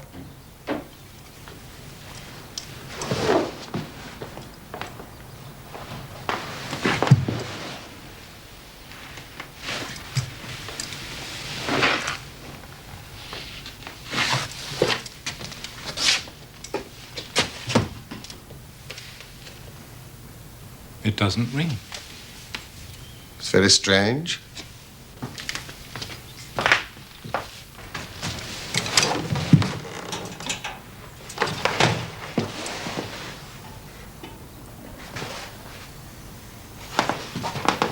A ventilator into another room. You mean when it might have communicated with the outside air? That is also quite modern. Indeed. Miss Stoner, with your permission, we will now carry our research to Dr. Royler's chamber.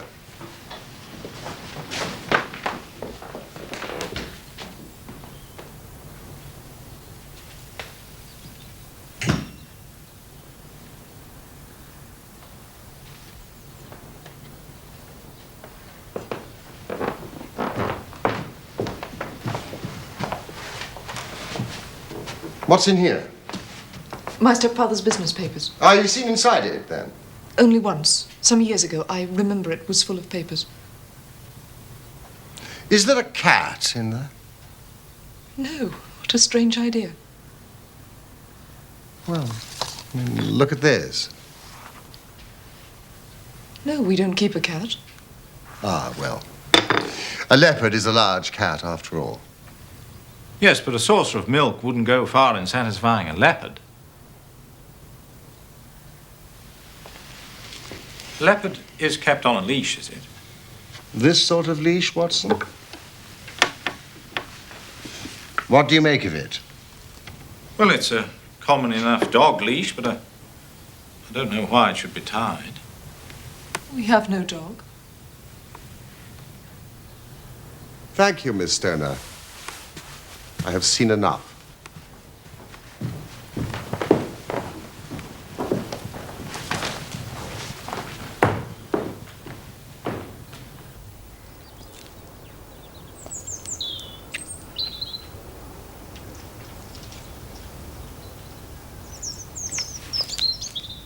I was going to ask if you'd like some tea.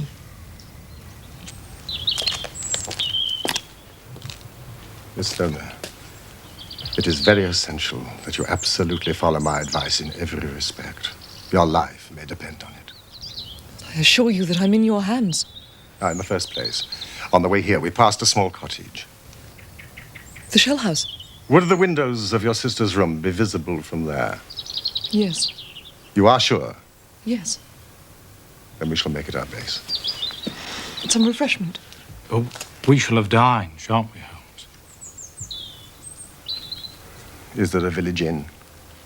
The Crown. Oh, good. Thank you all the same. Now, Miss Stoner, when your stepfather returns, you must confine yourself in your room on pretense of a headache. Then, when you hear your stepfather retire for the night, you must go to the windows, undo the hasp, open the shutters, and leave your lamp on the windowsill as a signal to us. Then withdraw with anything you may want for the night to your old room. I've no doubt that in spite of the repairs, you could manage there for one night. Oh, yes, of course. And now we must leave. If Dr. Roylott should return and find us here, our journey would be in vain. I believe, Mr. Holmes, that you've already made up your mind. For pity's sake, tell me the cause of my sister's death. Be brave. If you do as I have told you, rest assured we shall soon drive away the dangers that threaten you.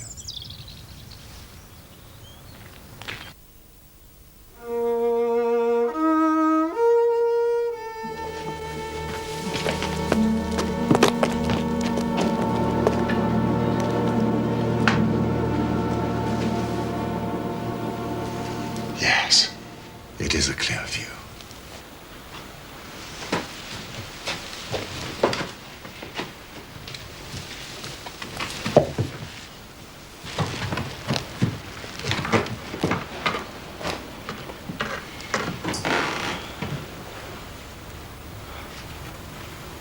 You expecting this to take all night, Holmes? It's possible. Anything's possible. When a doctor goes wrong, he's the first of criminals. He has nerve. He has knowledge. Palmer and Pritchard were among the heads of their profession. This man strikes even deeper. I really have some scruples taking you tonight. There's a distinct element of danger. If I can be of assistance. It's very kind of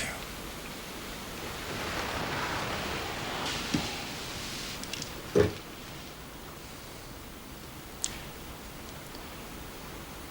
You evidently saw more in those rooms than was visible to me, Holmes. No. But I probably deduced a little more.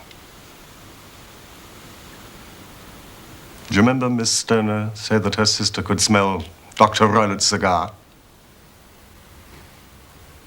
Well? The ventilator. A ventilator maid. A cord hung. And a woman who lies in the bed dies.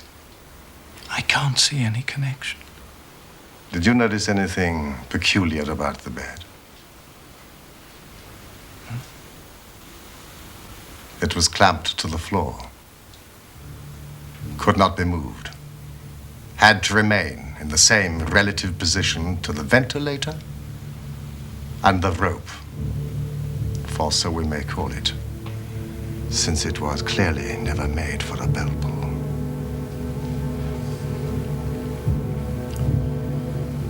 I begin to see dimly what you're driving at. We're only just in time to prevent some subtle and horrible crime.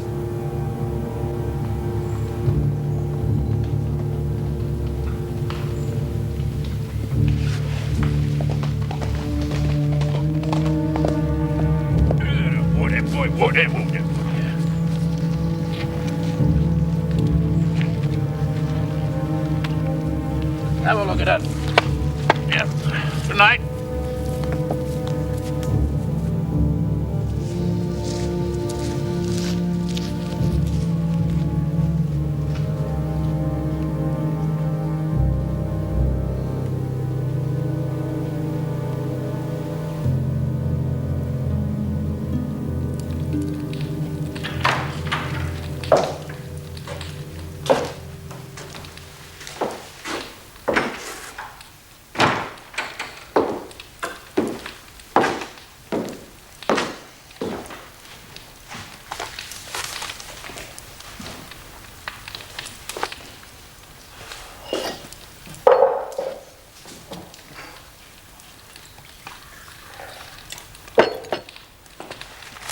Did you have a good day?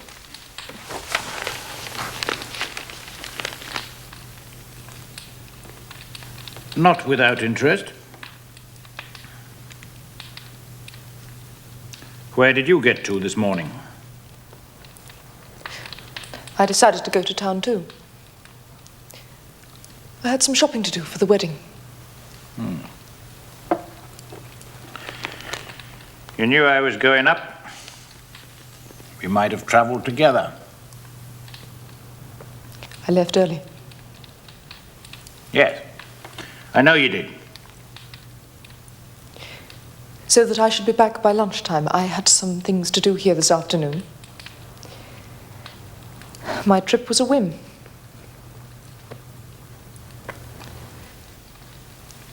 You always were a good little liar.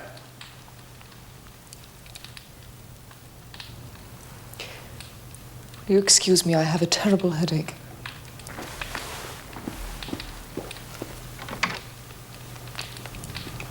Holmes the meddler.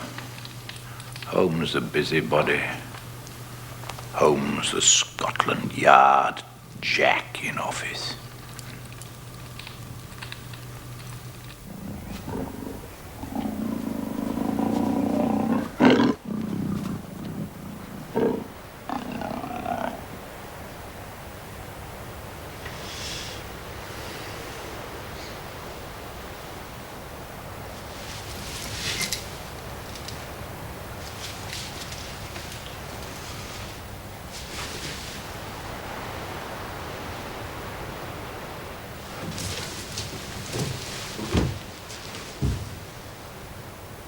the signal.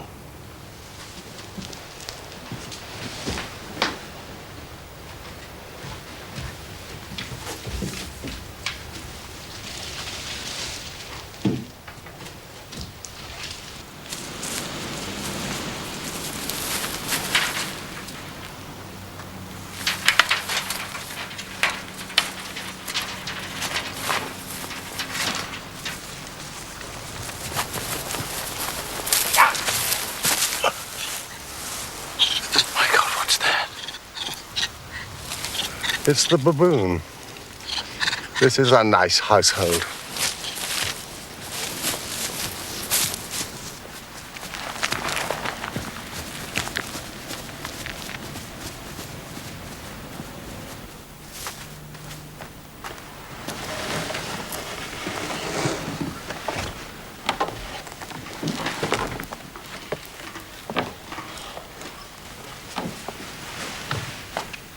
We must sit without light.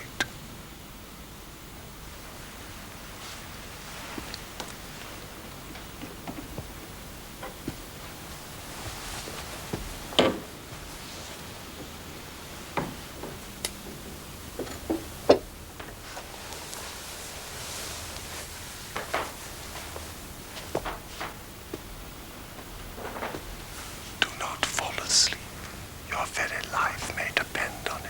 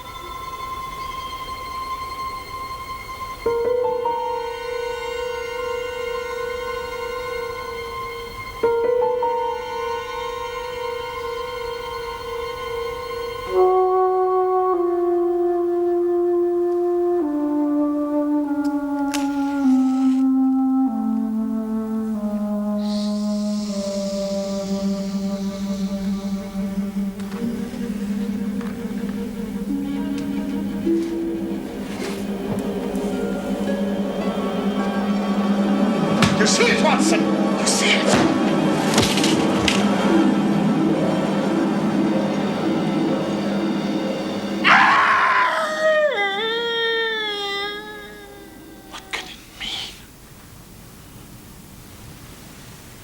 It means that it's over.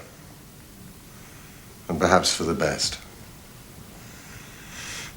Come, Watson. Bring your pistol.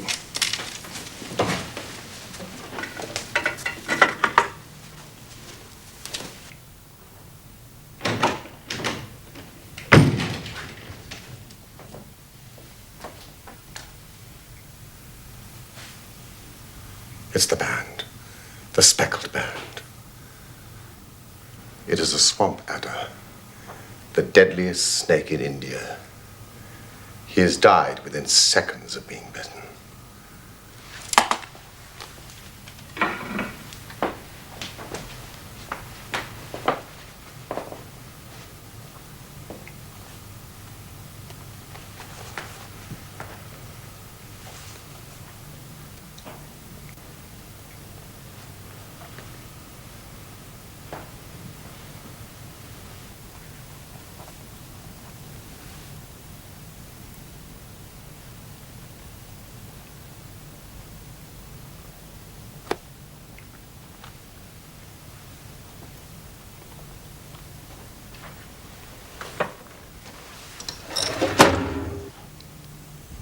violence does in truth recoil upon the violent.